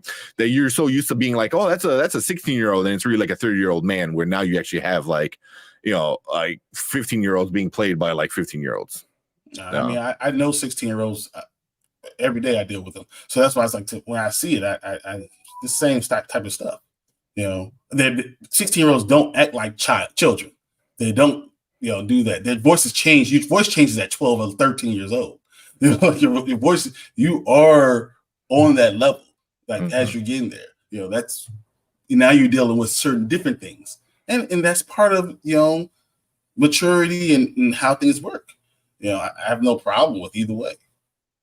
I think we probably will get it in the animated. You could probably still get it, still the same stuff, because the second movie, if they're going to be older, they're going to be dealing with different things. Well, yeah, that's just how high school goes. Like you're going to be dealing with freshmen don't deal with the same thing that juniors do, and you don't act the same way. Because I'm looking at the ages. All the ages are anywhere between 17, 19, 17. So they're all like 17 and 19. All the voice actors, at least for the Turtles. So. Kid who voiced Donnie sounded like he was about 10. Yeah, I don't know what you're saying. What? I'm looking at their ages. They're all like, that's their age. The one that played Donnie, I think he was. Where's he at? What the heck? Micah Abbey. Micah Abbey. He was probably the youngest out of all of them. Yeah, I believe it. Just turned 15. Yeah, he was the youngest out of all of them. So he's now what they're voicing it. Yeah, so he would have been like 13. Not 13. 3 years ago. Yeah, it was like film 3 years ago he was 12. Yeah, no, I'm saying, like he's 15 now. So when he was probably voicing it, he was probably like 14. He was probably 13. 2 years ago? A year and a half? Started production like a year and a half ago? Yeah, a year and a half ago, yeah. You know, before your voice changes, yeah, that makes sense. His voice is going to change, going to get a little scratchy. He was this born makes perfect sense. November 8th. Like, oh no, he was born November 8th. So tomorrow he's going to be 16. So tomorrow he's going to be 16. November? Oh, I'm sorry. A couple months. I'm way off, man. That's going to be like great timing. I know, right? But yeah, so yeah. But he's the youngest by far. All the rest are like 19, 17. Now. But that's saying they probably were doing it. They're probably, and they didn't sound. They sound like they're teenagers, except for him. So yeah, he sounded the absolute youngest. You know, if he's 13, 14 years old, and the rest of them are 15, 16 years old, they sound like they're 15, 16 years old. Yeah, which is like we never got that. We got Corey Feldman, voicing Donnie last time, in the live action. Who like he was what 20 something, who sounded like a 50 something year old already. So. I feel like I'm the only person in the world who did not like Corey Feldman as the voice of Donatello. I was never a fan. I don't know. I can leave it or take it. It wasn't the worst thing. It wasn't the best thing. Well, I'm biased because Donnie's always been my favorite turtle. His voice just never suited the character for me. Yeah, the Michael Bay one, I did not like that voice. I was fine with that voice. I just hate how they made him like overly nerdy with the friggin' duct tape herbal glasses and. We're gonna get into the bad stuff. I got some bad stuff. Yeah, mm-hmm. I got some bad stuff. You're a ninja. How is any of that functional or tactical in battle? All right. So just for sake for time, I'm gonna get to the comics, but we're gonna keep going with our review. I do see it in here, but real quick, Superfly was great. All right, so let's get into some of the bad stuff. What you got for some of the bad stuff, Brandon? I think some of the and this is something that, if I remember correctly, the original movies didn't do as much, at least not the first one. But a lot of the pop culture references in this movie are really going to date it down the line. Like the BTS reference. Donnie saying, "Oh, I wanted to see BTS IRL," which was, I didn't like that line. But yeah, a lot of the pop culture references are really gonna date it down the line. I think even though I liked the fresh take with getting actual teenagers to voice the turtles, I kind of want to say that the voice actors for Donnie and Mikey should have switched places. Yeah. I agree with. Yeah. The actor who voiced Mikey kind of came off a little too sedate and almost monotone at times for Mikey, who's supposed to be a very colorful character. And he just came off really sedate for me. I think that even though I kind of liked the fresh take on Splinter, they could have done more with him, with especially with learning ninjutsu. The backstory for the turtles, I thought, could have been a little stronger. They could have just kept it content accurate in that regard, but at least I bought it more than him learning from ninjutsu for dummies, like in the Bay movies. Yeah, say with that flair. So yeah, I think those were like the main ones that come to mind for me. Some of the pop culture references will probably date it down the line. The voice actors, they could have kind of switched places, and they could have done a little more with the origin of the turtles, and them learning ninjutsu. That could have been a little stronger. I think they could have just kind of kept that traditional to the content, but it didn't. Those kind of hurt the movie for me. That's what I'd say. Very enjoyable, but those were probably my top 3. Yeah. Okay. What you got, Brian? I think that's my number one thing. The origin. It's not the Turtles origin that I was looking for. Sometimes you want to have a fresh take on things. Sometimes you want to kind of still stay with the same story. But I also realized they couldn't stay with the same story because it would affect the Shredder stuff. Like, Shredder was not going to be in this movie, so you didn't want to do that. It just didn't it made less sense with the whole Splinter. It made less sense with the stuff with him knowing how to do stuff. If he was just a regular rat, how do it just wasn't cohesive story, a cohesive thought. But besides that, I think everything else is pretty fine. Honestly, everything was just good to me. I was like, oh, this is fine. This is fine. I understand. But if they would have did that, it would change too much of the story that I don't think we would have gotten the same type of movie. So, though it's my complaint, it's just okay for me still. So I agree with you both. The voices right off the bat, the more they start talking, I'm like, you put the wrong characters on the wrong voices. I was like, that's definitely a Mikey voice, and that's definitely a Donnie voice. Why they flipped it, I don't know. Are they trying to say like Mikey hit puberty before Donnie did? I don't know. It just felt off. Like they should have been 100% flipped. I mean, I know we've been saying that. Brandon's been saying that since the first trailer. It was like it felt off with that. So I do agree with that. Like those voices should have been flipped. And the same thing with the backstory. So where Brandon, you said like at least it's better than the Michael Bay thing. I thought it was on the same level of like silliness. I was like, yeah, that's exactly what it. So first of all, it's like you kind of do a rough design of what Michael Bay did with the Turtles. So now they kind of look like the Michael Bay things without all the gear so far yet. Yeah. I hate that. I hate that the whole glass is on Donnie and giving like a Rafa pirate bandana stuck. Yeah. I hate that they had braces. It doesn't make any sense. I'm like, because the whole time I'm like, Mikey on braces? I'm like, because then it's the same issue with Donnie needing glasses. I'm like, you guys are mutants. Like you guys became human, like it's like, oh, but your eyes are bad. Like what? Yeah. Like I get if you need to if like you wear them up top because they're like a magnifying glass or something like that because you're a little nerdy boy, but maybe, but like just to wear them like you're a mutant, like that makes no sense. Braces too. I was like what? Like that's where I think they were like stretching too much. It's like, oh yeah, these are kids, these are like young kids that those are like, oh, you got braces, you got braces.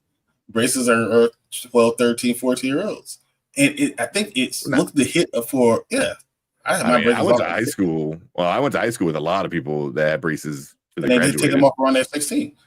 That senior year, a lot of them took them off. Maybe I was a bit too rich people that got him off at 16. I don't know. But because kissing was a big deal. Yeah. That's what you do at 16. Yeah. So I was just like, I was like, oh, the braces. But the biggest thing was again with the origin. I was like, because I was thinking about this a lot. I was like, that could have been the best part of it, and I think they turned into something silly like Michael Bay did. And I know Brian, you said like it couldn't lend itself to Shredder. I think the opposite. I think it could lend itself to Shredder because you could have went like the old movie and he was the pet rat. That was kind of goofy already and funny. But you could have gone like the cartoon where it was the human, like instead of the because in the old movie it was the rat was the pet of the human. In the cartoon, in one of the versions of the cartoon, it's the human that gets covered with the ooze, and I think it's like almost like Spider-Man, like the ooze. He grabbed the rat with the ooze and kind of became a rat. Like, you could have done something even like that. Handling rats and hanging out with them in the sewer. No, he was I think visiting New York. In the cartoon, I could be wrong. It's 2003 at this point. He was visiting. He was exiled to New York, something like that. Yeah, And then a big explosion happened, and then that's when he saw like the turtles and the rats, and then something happened with the rat. But he became one. You could have done either or. I would have been okay with, but at least somehow he would have had the knowledge already. Whether being the pet like the original one and he'd do karate in the cage, or being the man. But either way, I think that would have worked out, because then that would have gave more of a reason for Shredder to come to New York. Because here in the movie they give it their reason, and it was a good enough reason. But if they would have made Splinter the actual enemy of Shredder, it would have been like, oh, he finally revealed himself. I need to go there and eliminate him. You know what I mean? Plus, I'm gonna get paid. Mm-hmm. So I think that would have been kind of interesting for that. But yeah, just him learning it from watching the TV shows or whatever it was. And I was like, oh, really? We're doing the Michael Bay thing here? Like, we're just reading a book and becoming a ninja master, and I was like, oh, but even it poked fun at itself. So I was like, why couldn't you just go full crazy? Because it even poked fun of itself when they said like, oh, because I'm an older rat, so I became an older rat man, and these are baby turtles, so they became baby turtle boys. I was like, okay, it's funny. I get it. You're being goofy with it, but didn't go all the way, and you make him become a human rat guy that knew karate. You could have still did the helicopter parent thing and stuff, but I feel like just him being a rat, like I'm like Michael Bay did it, and I don't think anybody liked it in Michael Bay. So why are you repeating it? That was my biggest issue with it, was those kind of exactly what you guys said. So, fair. So, couple negatives from you guys in the chat. Xavier said the braces threw me off too. Who put them on? Exactly. It was Shredder's. Oh, he read a book. He watched somebody on cable and became a dentist because he's a super rat.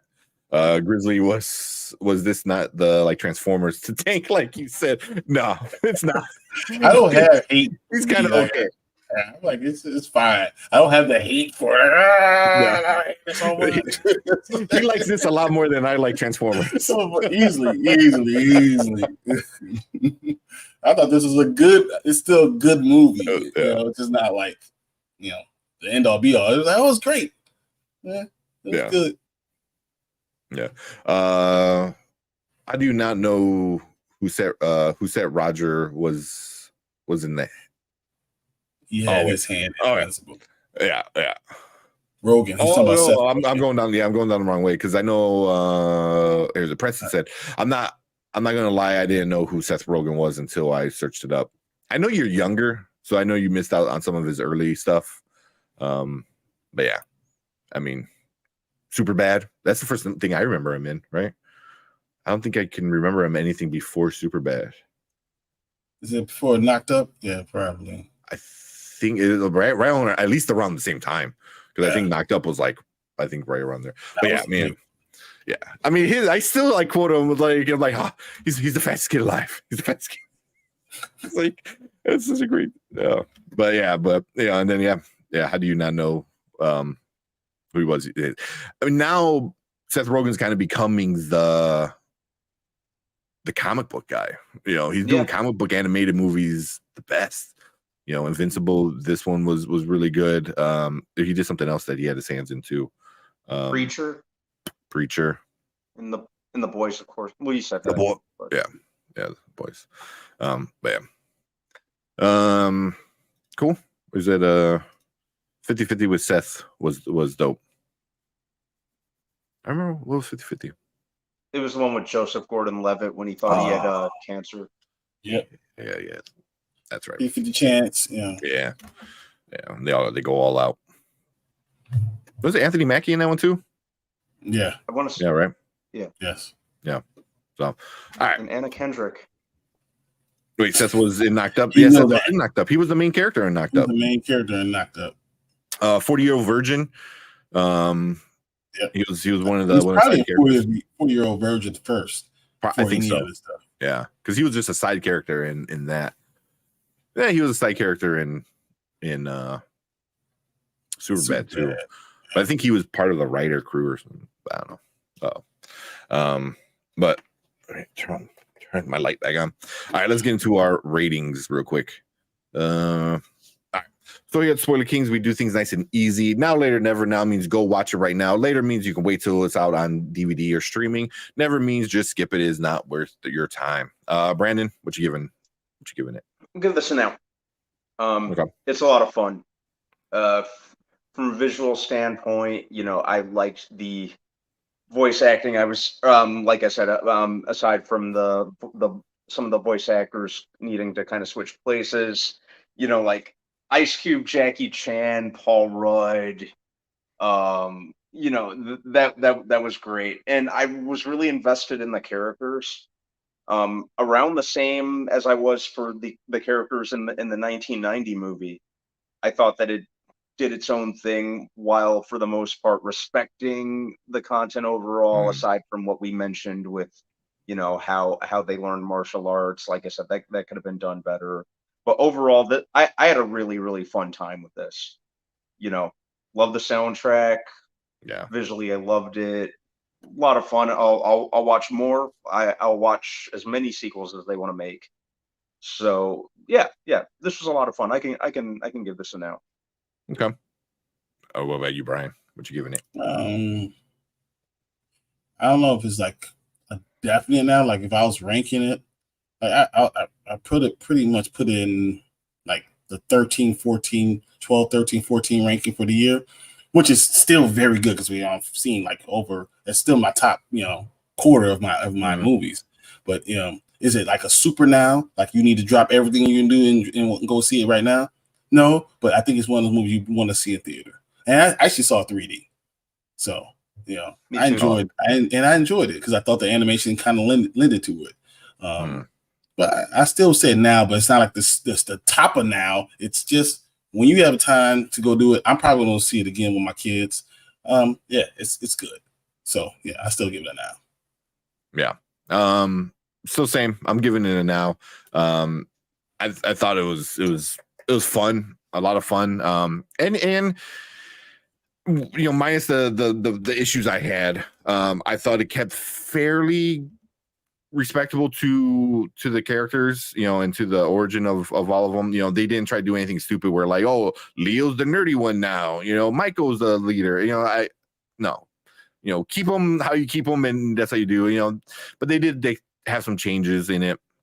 But even with all that, with those changes, I'm still giving it a now. I had a lot of fun with it. The soundtrack was great. It was really great. I don't know what other movie. What were they singing in the van when the Gecko was driving? It was like some like punk rock, or I can't remember what the song was.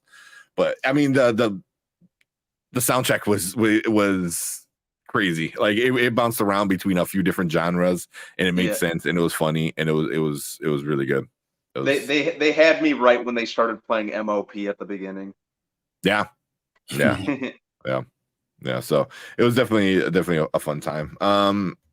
But I would give it now. It's kind of where Brian said, like, maybe you don't need to go see it right now. But sometime in the weekend, or you get some free time and stuff like that. I think it is worth seeing, in the theaters. And stay tuned for the post. There's a post credit scene that mid credit scene. Yeah. The mid credit scene. There's nothing at the end. So, but that was a good post credit scene. But cool. So that's our ratings for that one. And then we also got the Rotten Tomato score, which is what the critics think. Out of 174 reviews from the critics, they gave it a 96%. So it is up there. That's probably one of the better ones of the year for the critics. And then for the audience, 1,000+ verified ratings, give it a 92. So you got both audience and the critics both giving it a 90 in the 90s. So, yeah. I mean, I would put it somewhere in the 90s. I will, it's somewhere 80s, 90s. It was good. Yeah. Just not. I'll argue it's not the best Turtles movie I've ever seen, but it's definitely not the worst. And I don't want to compare it to the worst. Just to say it was good. It was good. I don't want to compare it to what terribleness I've seen. That's not what it's about. It's about that this was a good genre, a good start. I didn't like the origin, but that was it. Yeah. And then we got Preston coming in. Preston also is giving a now all day. So there you go. Thank you, Preston, giving his review of it as well. So there you go. We got four nows for it. So yeah, that's our thoughts for it. If you're watching live, stick around because I think we actually might compare it to some of the worst and bad ones, stuff like that. I don't know if we'll do an official tier list right now. Maybe sometime next week for our live show. We'll do something like that. But so stick around. We'll probably definitely talk about more Turtles and where it fits in with the rest. But we want to hear from you guys. If you're watching our replay, leave a comment down below and let us know what you think about this one. You liking it? You're not liking it? Was it too much for you? But leave a comment. Let us know. Hit that subscribe button. We're doing our giveaway pretty soon, probably next week, I think. So hit that subscribe button. Check out our giveaway video. Hit the like button on this video and on that video. And then hopefully you can win some of those goodies because they are some good goodies. Some really good goodies. But cool. If you're watching live, stick around. But we are going to move on to our next topic. I need to make that stupid transition thing a hotkey so I can just press a button. All right, we're gonna get some comments real quick because I know I skipped a few. We got Toxic Gamer. What is up, Toxic Gamer? Well, guys, I'm a little late. It's all good to saying this, but congrats at 1,000 subscribers. Thank you, man. Yeah, that's crazy. Yeah, thank you for joining and being one of those subscribers. So we appreciate it. I'm gonna save some of them for when we do our comparison, I guess. Best anime feature, who will win Spider-Man to Spider-Verse Part 2 could win Pixar Elements. Spider-Man's winning it. Spider-Man should win it hands down, and Spider-Man should be one of the best movies of 2023. That's what it should be. Yeah, whenever you get those movies that kind of cover multiple categories, like what was it a few years ago? Parasite was up for best international film and best picture, so it was like it's up for the best overall picture. Of course it's going to win the other category, and it did. And then it also won best picture.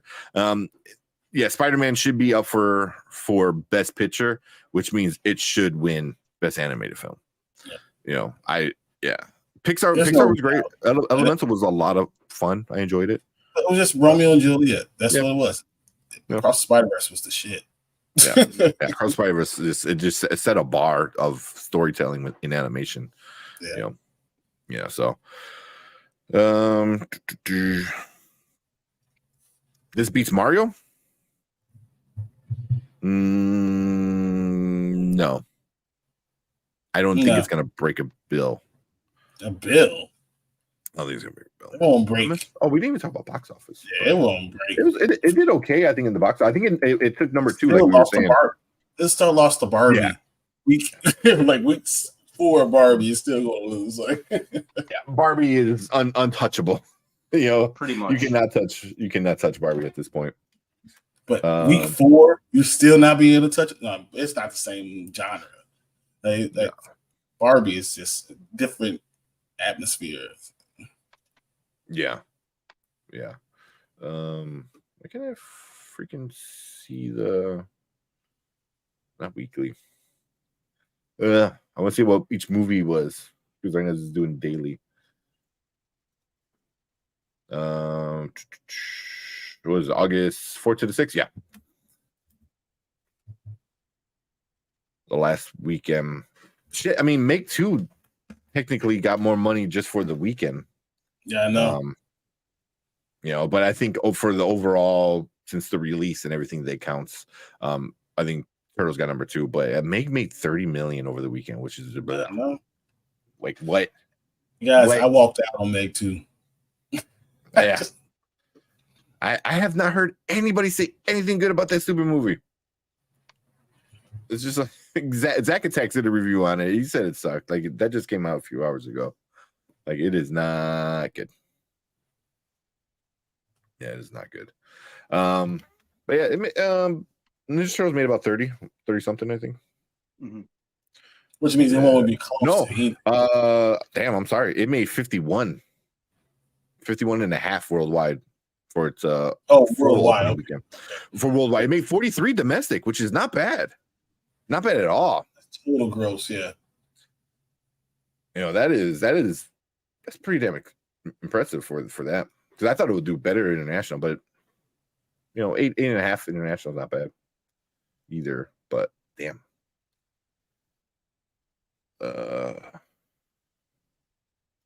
Yeah, Oppenheimer's still on. Really? Yeah, it's a Nolan movie. You're always gonna get people going to watch it. But the Meg is a surprise. Like, whoa. Yeah, so who's it down here? Meg 2 is horrible. Yeah, because I wish I would have walked out on it.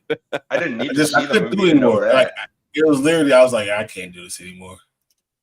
Looking at the trailers was enough. Yeah, like, you're done. You got it. I get the point. It's a big shark. I've seen the first one. No, it's dumber. It's dumber. Oh, jeez. Meg 2 wasn't going to be instant classic, but it's a bad. $45 million worldwide. Yeah, 115 million internationally, guys. Jeez. But you laugh at it. It doesn't have. It does have its flaws. Yeah, I don't know. I wasn't planning to see him. Yeah. Well, yeah, that's better. I think Mutant Mayhem is a better comparison for Spider-Verse, even though I think overall Spider-Verse still wins. Yeah, I mean, at least when it comes to like I guess style and kind of the tone, but Spider-Verse is like light years it's better. So much better. It's not even close. Yeah. Actually, I wouldn't say it's bad. I would say it's a toxic goodness movie of mine. Nice. You know, I was watching Meg 2. I was thinking about Sharknado. Mm-hmm. So I got Sharknado vibes. I was like, yeah, this is where it's like over the top silliness. Yeah. I was just like, so many times went. He was like, what is going on? All right, I'm leaving. This is it. It's got up and said, I want to watch this again. Watch something else. Yeah. Talk to me. Yeah. I got to see Talk to Me. Damn. It was good. I enjoyed it. The hype it's getting is a little much. Yeah, I agree. It's a little much overhyped, in my opinion.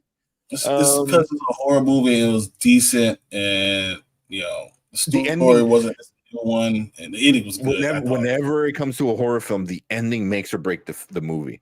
The ending stuck the landing perfectly, and I didn't see the ending coming until once it was happening. I'm like, oh yeah, makes sense. I get it. Like, that's awesome, cool, love it. But it wasn't really that scary. There was some suspense. Yeah. There was a few scary parts, but I mean, it was a fun time for sure, I think, but it's getting a little bit overhyped for me, I think, where people are like, it's the best scary movie. I'm like at least for the year, I'm like, I don't know. It was good. It was good. I recommend it. You know, I don't know if we could do a review for it, maybe like an offline one. If I know Brian, you said you saw most of it, right? I think it was from like the first 5 minutes all the way through. Oh, okay. So yeah, you didn't miss it. Yeah, you saw the whole thing. You see it yet, Brandon, or no? Yeah, I'm gonna get to bed, fellas. Okay, all right. I gotta get up super early in the morning. It's all good. Okay, it's all good, man. I know it's getting a little late, but cool, man. We will see you on Thursday. Yeah, I'll be here Thursday. All right, man. All right, good night, guys. Good night, everyone. Later. Thank you. Later. All right, bye-bye. Well, shit. Do you just want to do a Talk to Me review right now? No, I want to do The Witcher. You want to do? All right, we'll do Witcher and then we'll do Talk to Me. How about that? That sounds good. We'll do that because I think both shouldn't take too long. I definitely agree with that. Yeah. Talk to Me was a nice surprise. It was definitely not scary to me, but still a solid one for the first time filmmaker. 100% agree with everything. Every single word you said. I agree. It was a surprise. It was good for a first time filmmaker. You know, a YouTuber of all people. He made his own film. So yeah. And talks to bye. So yeah, he's got to wake up crack of dawn, I think you said. I do too. Yes, I do too. Yeah. All right, well, let's get it going then. All the shark. I don't think I've seen enough Chardonnay. I haven't seen it. Is there like 5 or 6 now? Yeah. So many. Yeah. So I gotta watch more. I seen the first one. That was it. And then it gets crazy now. It gets even more crazy. Hey, we got Zach. What is up? Watching videos is better than getting it from a book. I don't know. I like the book too. I want to buy Blackest Night again. Which is nice.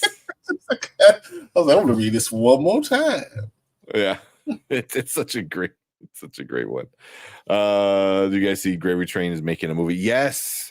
Congrats on him. I did. And then I know I told him once he gets out some like sneak peek footage and he wants to start promoting it, I'm like, you let us know, man. We will make time for him. You know, I am all about like people making their own movies and stuff like that, especially a horror movie. Like I prefer like stuff like that when it comes to horror because I think they know more. Nope. It was. I know. I don't want to like get too much on step on his toes, but I think, from what I understand, Gravy Train was supposed to make like a story of Michael Myers, and it wasn't working out. I think he was saying, and then he just transitioned to making a fully original one. Which I mean, I'm for both. You know, I don't mind like doing fan makes, but making your own movie is like that's mine. Like so I man, that is super. All the hats off to him for doing that, and I can't wait to talk to him about it. You know, once he gets to that point of being able to promote it. So, yeah, for sure. Yep. What's up, Zach? Are you gonna play Texas Chainsaw Massacre game when it comes out? Probably not. Right now. That's not good. Right. And then play it at nighttime with the lights out. Now I'm good. I mean, they got good horror games that you don't like. What's the other one? The one that's out right now. My God, the one where you're a bad guy or you're one of the survivors. Why am I having a brain fart? Will played it super hardcore. Oh, Dead by Daylight. Yeah, Dead by Daylight. So, I mean, I don't know if you can ever beat that. But also, go check out Zach over there. He does a bunch of cool reviews and everything like that. He just hit 2,000 not too long ago, so he's doing great. So go check out Zach. Also, could check out Toxic Gamers doing some fun stuff over there. He actually made Zach in his WWE game that he does. It was awesome. That was awesome, dude. I was like, I got a kick out of that. I really got a kick out of that. You know, Press and Review, he's doing his thing over there too. Yeah. You know, if I missed you, I'm sorry, but yeah, check out some of these other guys in chat. Some fun times. Who is it? View with Drew. I love his Lego stop motion kind of things. It's great. it legit gets me laughing. I'm always with Zach Attacks. No, yeah. Even though he's not here, it's okay. Yeah, he went to go hang out with the other Zach with Luke. Cool kids. It's okay. It's all right. We at the book table. It's all right. Yeah. Oh yeah. But all right. Let's talk about the Switcher then. Let's do it. You know, I made a background and I left it on my work computer. So I was like, I forgot to upload it. I was like, shit. That's all good. Yeah, very creative. The Drew, all you guys, man. You know, anybody who comes on and puts content on YouTube, man, it's not an easy task. People think it's easy. Oh, you're just talking in front of a camera. You gotta be entertaining. Yeah, you have to care to put it out the right way. Yeah, you have to be engaging. You have to do it the right way. You have to enjoy it, for one. I've seen a lot of people do YouTube stuff and not enjoy what they're talking about. So I was like, then don't talk about it, bro. Yeah. Yeah. Exactly. All right. Let's get this ball rolling. Witcher first. Do you want to do just the last 3 episodes then? Because we already did technically the first part. So the last 3. Okay. All right, let's do it.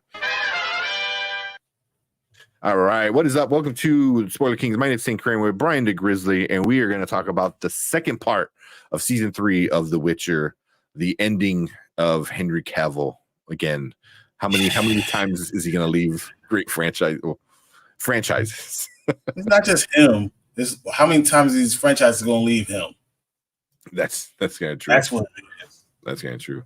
It's never going to be the same. I'm just not.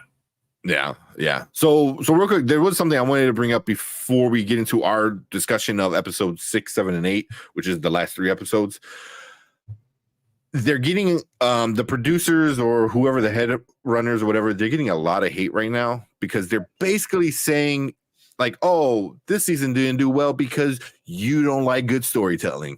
You know, and I was like, oh, that's always a good way to go. Blame the fans. Like, it sucks because you don't watch it. It was like, cool, man. It's funny because the producer are always saying about Cavill that he wants more lines. He's like, it ain't nothing about the lines. It's the fact that I'm a fan of The Witcher, period, and you're not doing the story the justice it deserves. Yeah. That's my complaint. And he says it straight up like, do the story the justice. I actually like The Witcher TV show. I mean, I enjoy all the stuff they do. I love the characters, Yennefer. I love all of them. Honestly, I do. But it's not going to be the same without Cal. It is not. It is not. It's going to be weird. I'm looking for the actual quote that he said. Because he did say he did pretty much put the blame on us, you know, and I think some of the blame is just, you know, Cavill's gonna be gone, so a lot of people are like, why do I bother? You know, I think we talked about the beginning, part 1 of season 3 was not the best. It was I forgot what you said. I think you said it was okay. It was kind of bland. I forgot what word we used. Nothing exciting happened. No new things. I like the idea they're a family and they're moving from place to place. And they grew closer together and all that stuff. But nothing happened. There was no exciting change of events that happened in any of it. So it was good, but it was I liked watching what the characters were going through, but they could have done it in less episodes, and then could have gave me something else than the other 2. Yeah. I can't find what he says, but he pretty much says insisted that audience in the United States are responsible for the writer simplifying the show's plot. He said that we're too stupid to understand that Americans are too stupid. Yeah. He goes, when a series is made for a huge mass of viewers with different experiences from different parts of the world, and a large part of them are American, these simplifications are not only only make sense, but they are necessary. It's painful for us, but a higher level of nuance and complexity will have a smaller range. It won't reach many people. Sometimes it may go too far, but we have to make these decisions and accept them. So basically, like, listen, we had to get away from the book because it was too smart for you dumb Americans. You know? So yeah, before we get into that. That's what it is. That's what he said. And there's the argument. So before we get into our review of the final part of season 5, it's like, I don't know. You know, we had our thought of part 1. I'll link it up above us, you know, with episode 1 through 5. But now we're going to talk about 6, 7, and 8, the end of season 3. What do you think right off the bat? 6 was interesting. Was that everyone got a plan until you get punched or something like that? Yeah. That was really, really cool. I knew what was happening, but when I saw Geralt get his butt whooped like that, I was like, what the F? This is crazy. You're a Witcher, bro. You didn't do nothing. You didn't any of the Witcher stuff. Yeah. I thought that we'll get more of it, and then the fact that they're split up, this is what they do. They always get split up somehow. And somehow Jaskier always finds Geralt. That's just what happens. I don't know, like how he finds him without a telephone or a beeper. It's just like he always knows where he is. I thought it was okay. You know, I enjoyed 6. 7 I thought was great. Yes, that was the City Desert episode. Yep. Oh my gosh! And then talking to herself, and then talking to the first one, and oh my god, that was superb. Great acting all around. She was by herself a lot of time, and she did a wonderful job. I thought that was one of the best episodes I saw in the entire season. Oh yeah, this season for sure. Yeah. What about the ending? How it all ends? It was so sad. Yeah. Even when I knew that, and then it all happens, right? And they're trying to put the family back together, and Geralt's like, "I'm going to go find her, no matter what." I'm like, "No, you're not. You're not going to find anybody, Geralt.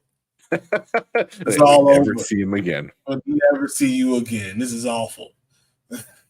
So I couldn't even enjoy episode 8, like, because I knew it was happening. You're like, don't walk off. Exactly. Just stay here with us. Don't bring us Liam. Don't do it. Yeah. So, man, my thanks for Toxic for you being here. Appreciate you, man. But have a good night. Yeah, kind of the same thing. But you know what? I would say episode was it 6? Yes, episode 6 has 2 of the best kills. Oh my god! Entire Witcher episode in the entire series, all 3 seasons. Through the sword, and he was like, "Oh,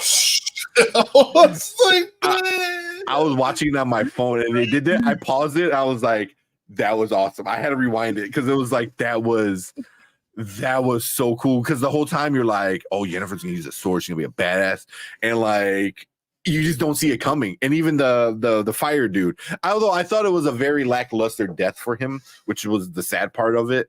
I was like, really? Like, this is the dude that's been bothering you for like a season and a half. Of how big the thing that he thought was big was nothing in comparison when he's had to deal with. Yeah. It kind of set things like in motion where you're like, oh, you thought he's like an issue? It was like, no. He's like a pawn. He's like nothing. And we got Low Key. What's up, Low Key? What's up, Low Key, man? Yeah. But that kill was so cool. I did not see it coming, and he was I thought it looked cool. It was just really, really cool. And then the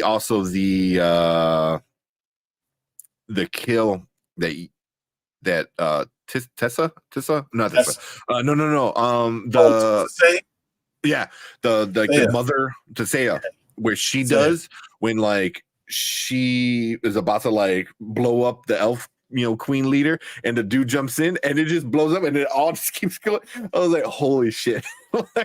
She just threw everything at him and he exploded him, and oh my god, it was crazy. That was so good. But even the lightning thing, she was willing to, I'm gonna murder me to murder you. That's one of the coolest lines ever. Yeah. I'll kill myself just to make sure I kill you. That was awesome. Seeing it all. Oh my god, to say it was a badass in this one. Yeah. Even like I really felt bad for her in this season because she gets her heart just completely broken. Yeah. Oh man, with what was his name? They have such stupid. I hate Vigaford. Vigaford. Like he's like, oh no, you love too easy. You're stupid. I was like, I knew I could play with you. I knew you were always looking for love, so I could just play you like a fiddle, and that's what I did, just like a fiddle. Wolf, man. Talk about a complete 180 from a character I did not expect. Did not expect the 180 from him. I will say that is good storytelling because I did not see anything. Like usually I watch shows like this and I know who the bad guy is. Had no clue, and I definitely think it was her. Yeah, that's why like releasing this season in 2 parts was the stupidest thing you could do. And then you give us the worst section. You could have 1 through 4 and then 5 through 8, but instead you cut it off right before it gets good. It's like I was like whoever decided that should get fired, because that was stupid. It was the same person who fired Henry Cavill. Yeah. It's like, fire yourself. Yeah, but episode 7 with Ciri in the desert was, I didn't think I was going to enjoy it. I'm like, oh, really? A whole episode of just her? It was great. It was phenomenal. She carried the entire episode. From acting. Yeah, she was so good. And it was just really by herself, talking to a horse or unicorn, technically. It was like, so it was like it was so good. It was so good. Yeah, it was unexpected, really unexpected. Even how it told the story, because now this is full spoilers. At the end of that episode, I don't know if she has powers anymore. Like, does she still have powers? She still has powers. She said she was giving it up. She said, I relinquished my power. I relinquished my powers because she wanted her family, because I love them more. I still think she has firepower. You think so? That's like still in her, but now she thinks it's like gone. I think that's what's going to happen, but it'll be interesting because in the next episode she doesn't use any powers, but she uses the badassery that Geralt taught her, like fight like a witcher, and even that, like Ciri, this whole ending, these last 3 episodes was great. Although when Geralt's like run, and she runs back to the thing they were running away from in the first place, I'm like, you stupid girl. It's like, but even that wound up working out in the end, with it.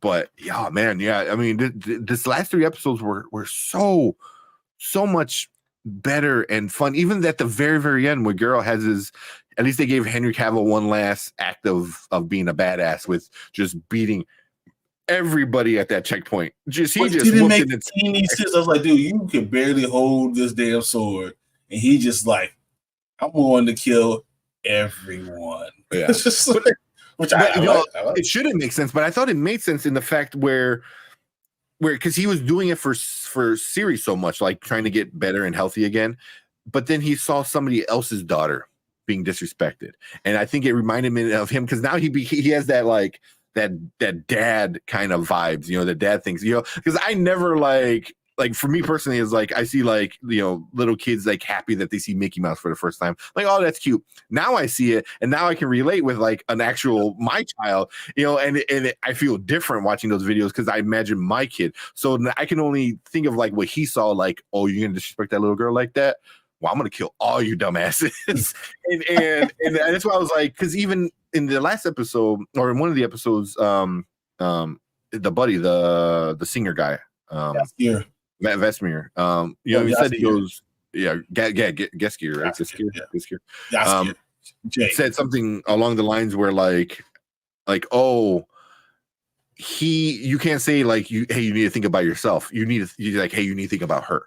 Like, he's doing it all for her. So now if he can put like his kid on somebody else, he's like, hold up, like that could be my daughter too. Like you were the same assholes that could disrespect kids. You don't deserve to live. It's like, damn. Jaskier said something like, what he was talking to the brother. He said, yeah, Geralt will go, the worst thing you can do is do something to Ciri, because Geralt will kill everyone in this war. Everyone will die. Yeah. No matter what you do, he will kill all of you. Yeah. Mess with Ciri, see what happens.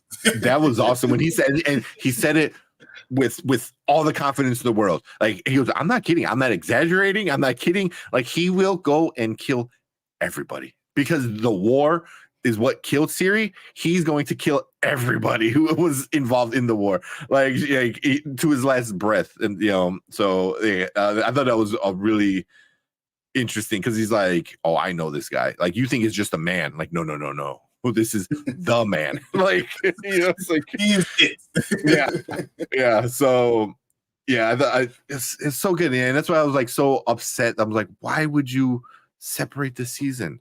It just makes no sense. Like if I got the last 3 right after the first 5, I think I would have been more okay with the first 5 being kind of. I say that I actually like the first 5 now more. Now I think because the whole story as a whole, so them as a family traveling, growing together, becoming mother, daughter, father, daughter, really husband type of wife type of thing, being that entire nucleus of a family, and then getting it all ripped apart, and then still find a way to piece it back together. Yeah. And that whole journey made more sense. And to a point where if Henry Cavill will stay, I will be excited about season 4. But as soon as I knew he wasn't going to be there, I was just like, man, this is lackluster. I just don't care anymore almost. I don't know if I want to watch season 4. Really? I'll watch it. I don't have high expectations, but I'll watch it. The first time I see Liam, I'm going to turn off the TV. I'm like, nope. Like, I'm not ready for this. I was like, he could be good, and then I stopped myself. No. Yeah, it's gonna be like Independence Day Resurrection again, all over again. It's just all right. Like I'll watch it. I don't know if it's gonna be good. This has to be the end of the story. You think they're gonna finish it? I think people are going to not want to see it anymore. Yeah. If this season didn't do well, and I think they shot themselves in the foot with splitting it up, because you already had so many people watch the first 5 episodes and be upset with it that they probably didn't even give the last 3 a chance. You're like, oh, I gotta wait for 2 more weeks to be disappointed again.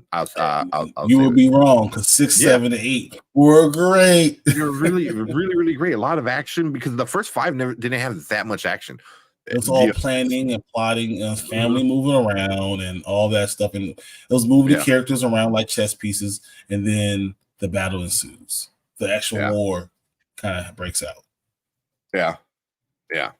So it was that. Oh man, the beginning of the war was just like. Whew, that was so good, because it was unexpected for me. It wasn't like, oh, because even like with them, it's like, this is the bad guy, these are the good guys, blah blah blah. Also, I knew when I was watching Strigobor, Strigobor was not the bad guy. I knew that. Yeah. I just didn't know that Vilgefortz was the bad guy because I thought that Dijkstra was going to be the real bad guy. And he just wasn't powerful enough. And now I realize the Vilgefortz and how much power he had. And I don't think, now that Henry Cavill's gone, I think they're going to stay away from him being the one who saves everyone. And I think, what's her name? Tissaia will be the one who's going to murder the Vilgefortz. Kill him. Which one's Tissaia? The mother. Oh, wait. She can't. Oh, yeah. I was like, she can't, because that's why I was like, when that happened, I legit was just like, oh my god, like if it hurt, I felt it, Yennefer is going to have to kill Vilgefortz. Because so now she that connection that she had with say like was like mother, daughter, or older sister or whatever. You saved me from what I was going to have, my life, what it should have been. You gave me a new life. Yeah. Even like, you're my mother, you're my mother, my pain's your pain, that whole thing. And then it actually, like, oh man, I felt, especially after Yennefer gave her this speech of like, be the badass woman that you are, that I know you are.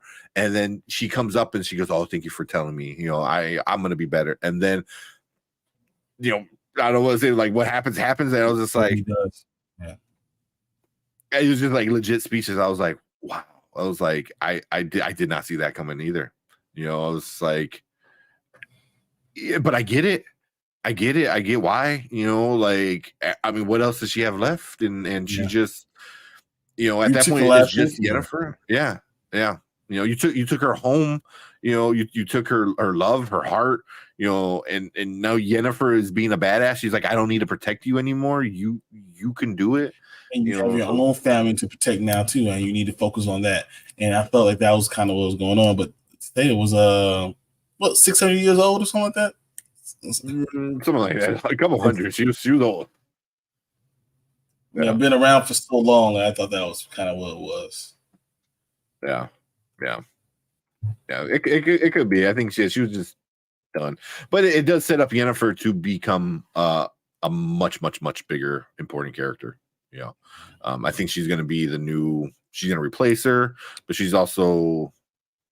Then she's going to rebuild it all. She's going to rebuild it all.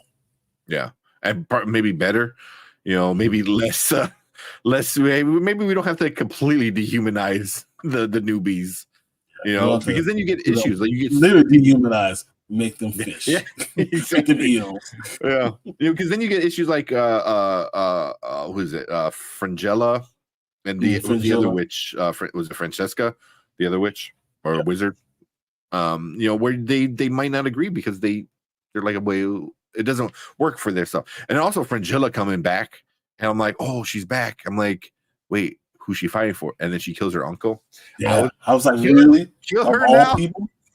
It's like the person who loved you no matter what, even after you betrayed everybody, he was still he made excuses and he said, no, don't worry about it. It still protects you, and that's who you kill. Yeah. Oh.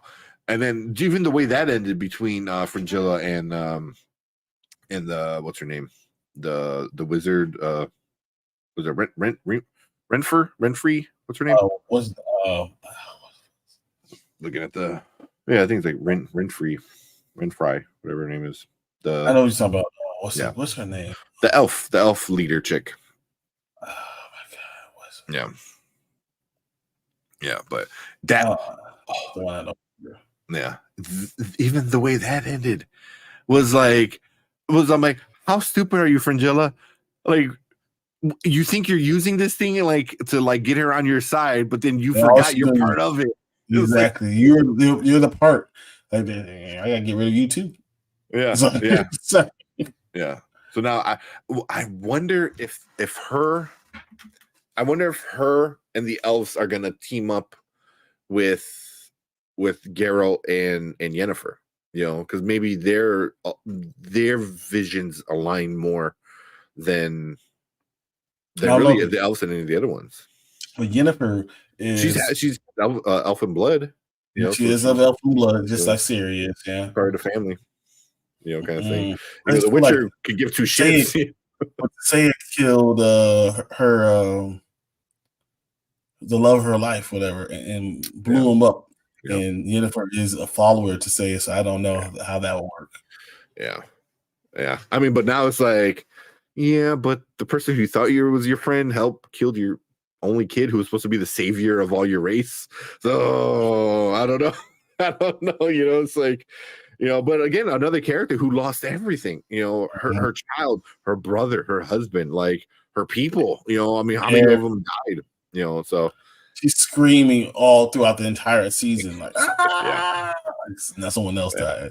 Yeah. But man, these three episodes were like what I was waiting for. You know, it gave me. It made me sad. It made me sad. Like, oh. Yeah. I mean, like character wise, it made me sad, but also like actor wise, you know, seeing him just walk off into the fog, you know, that's how his story ends. Well, Henry Cavill's story with Geralt ends. You know, it was like, damn. I would rather it just end like that. Period. Yeah, that's it. Yeah, because it is a little funny where he lets one of the guards live, and he tells him, he goes, "Oh, tell the king I'm coming to get him." You know, and it was like, and he never does. Yeah, you're next. Yeah. Well, yeah. What do you think about that? About the fake series? I thought that was awful. It was awful. It was awful. Oh my gosh! And then all the stuff they kept on doing with all the other ones before, I knew they were playing because I knew where we were getting to because I saw we what they're doing with the other young kids. I knew it was happening, and I saw it. I was just like, this is so terrible. Henry, come back. Exactly. Yeah. What'd you think about that? I saw it coming. Especially they were hyping it up for so much, and then them talking about it earlier, and then the big weird monster of fake series that mushed together was super weird. But yeah, I think they were setting it up. So once that happened, I saw it coming like right away. I was like, oh yeah, that's not her. That's not her.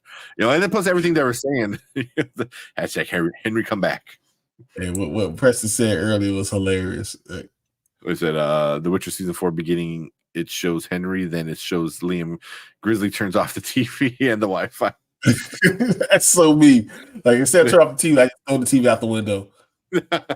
just cut the internet altogether. Like no, it can't make its way in at all. You think everyone's phones throw out the window. So all you have to do is turn it off. Yeah. Yeah, but yeah, I didn't mind it. I thought I knew it was coming. I'm like, all right, but where's the real Ciri? And I was okay with it because now he has to deal with being a fake Ciri, but then now Ciri has to become her. Like that's what I didn't quite get with hers after she killed the guy and she was a badass. She was just playing with him. Now she's gonna join with the rats. I think it was called. And she changed her name to the first one. That she saw the visions with and everything was a Flocka or whatever. And then she names herself that, but I was like, but that's the person, that's the character who just murdered everyone all that years ago, including all her family and friends and everybody. And you're like, oh, I don't want to be like that. But now you're back, and now you change her name to that. And so I was kind of confused with all of that. I've been upset about it. But, if it kills Liam and not Henry, I'm okay. Yeah, the real Witcher's been Ciri the whole time, so Geralt don't matter.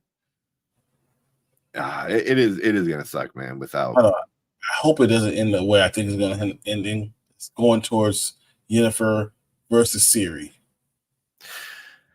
I hope not.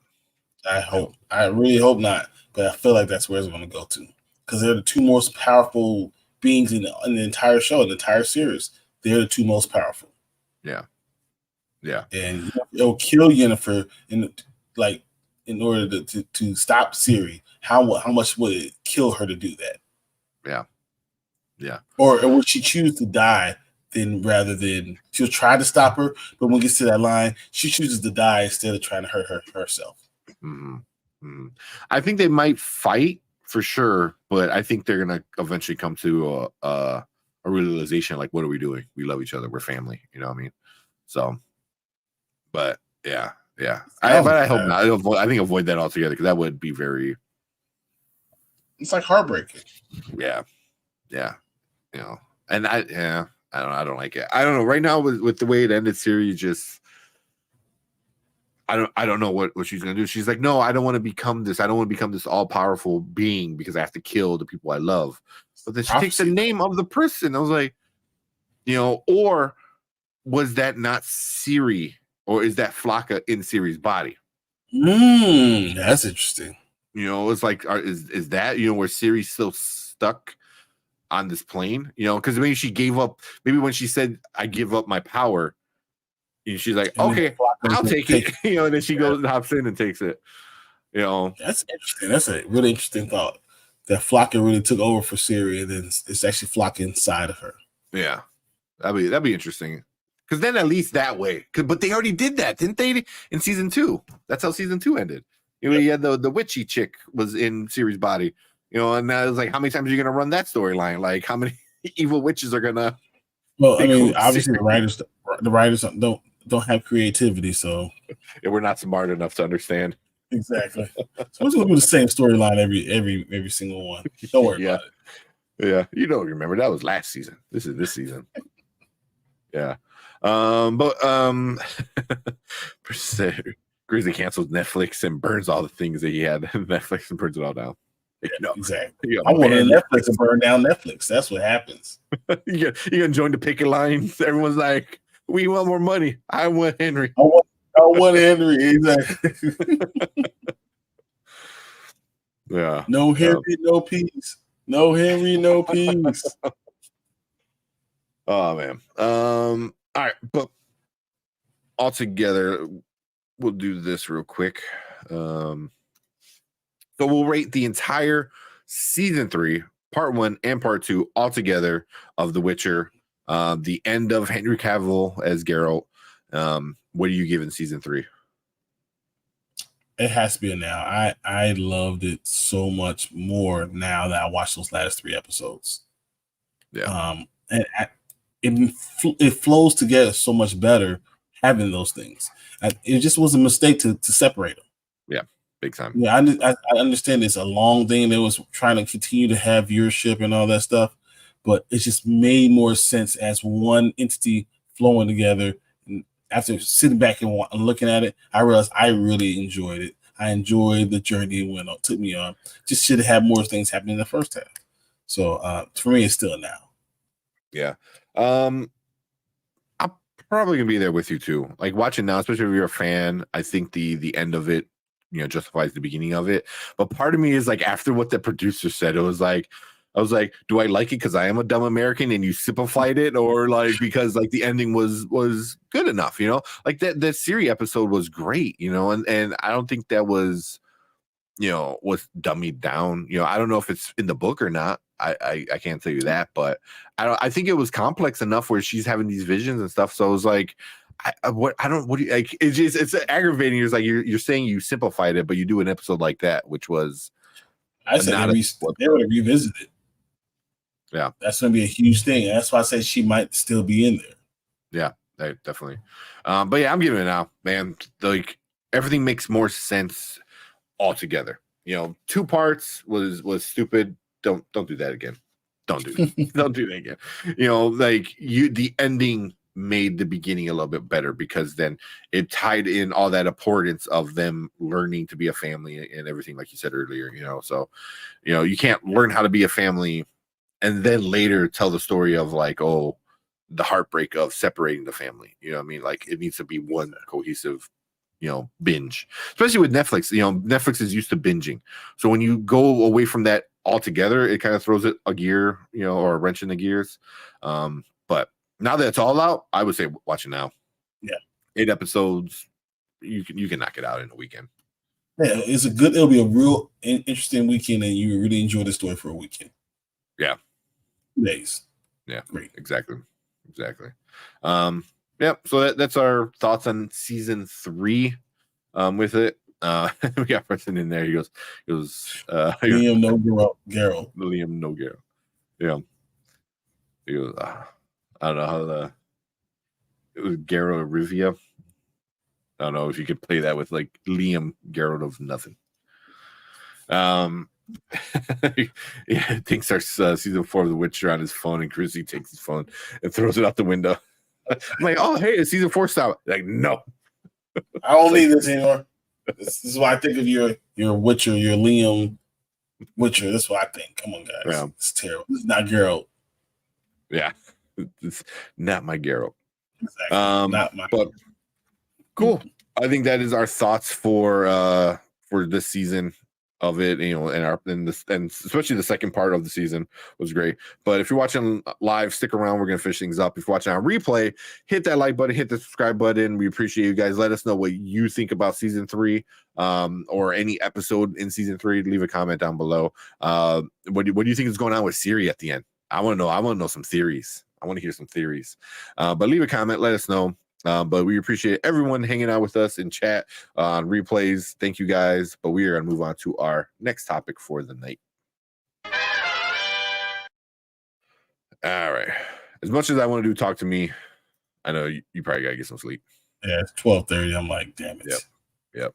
I know Zach said this, but we were already in mid conversation. He was, Make 2 was awful. I had a good time. It was so bad. It was good. It was so bad. I had to walk away. I couldn't do it anymore. I was like, okay, really? He's gonna punch? All right, I'm done. It's just like I'm done. Well, when I heard that the best part of the trailer when the Meg eats the T-Rex is like how the movie starts, I was like, oh wow. Like, okay. But yeah, I know those movies that it's so awful that it was good. You know, yeah. Because I have a sad theory. It's no more Henry. No. Uh-oh. Oh. And I got a baby crying. So I know you gotta go to sleep. Yeah. So I got him on my baby monitor here. You probably can't see it too much. It also looks like something from like Paranormal Activity. Oh man, him and his blanket, dude. Like he'll roll around and knock the blanket off, and then he starts to like cry, like right now he started to cry, and he just like took the blanket and threw it over him, and then he just went back to sleep. Like he cannot sleep without this blanket. Cannot. Just it has to be that blanket. It can't be a blanket. It needs to be that blanket. That's all right, Linus. Get your Linus. You can't do this. Yep. I know. Oh man, but cool. I know you gotta go get some sleep, man. You're having fun times in Florida, so. And I gotta go put a baby back to sleep. So it's gonna be so much fun tomorrow. That's all right. When you come back, this is your last week, right? Yep. I'll leave Wednesday at actually Thursday, 6 a.m. Okay. So you might be on Friday night show or Thursday night show. Depending on what's going on my anniversary, my 11th anniversary. You ain't jumping on. Yeah, you're not jumping on. That's all right. Depending on what my wife says. You're not jumping on, man. It's your first day back, and you're not gonna be like, "Hey, I'm gonna run downstairs." You say that, but I've been on here the entire time I've been on. No, but no. Do not. I want Ashley calling me, be mad at me. Like, you do not let him in. I was like, I do not. I will not let him in. I'll ask one of Zach or somebody to come and hang out. Yeah, exactly. Have Zach come in. There you go. Yeah, we can talk about talk to me or something like that. I know Zach liked it. I'll be in the comments then. Yeah, that's good. I don't know. Maybe we'll record something. We'll see, and we'll do a little talk to me review maybe tomorrow or something. Keep it short one. We'll see. But cool. Appreciate everyone hanging out with us. It's all about the Slaughterhouse. I don't know. With the Paranormal Activity. Too early grades. When you coming back? Yep. There you go. You said that. And yeah, congrats on 11 years, man. I have 11 years with a wonderful woman who's dealt with me, so I do whatever I can. Yeah. Nice. But cool, man. We appreciate everyone. I'll see you back on Thursday. Brian better not be here on Thursday. You enjoy your family back in Chicago and stuff like that. You don't need you can take a day off, man. Yeah, we're gonna push it to Friday, guys. That's what's gonna happen. We'll see.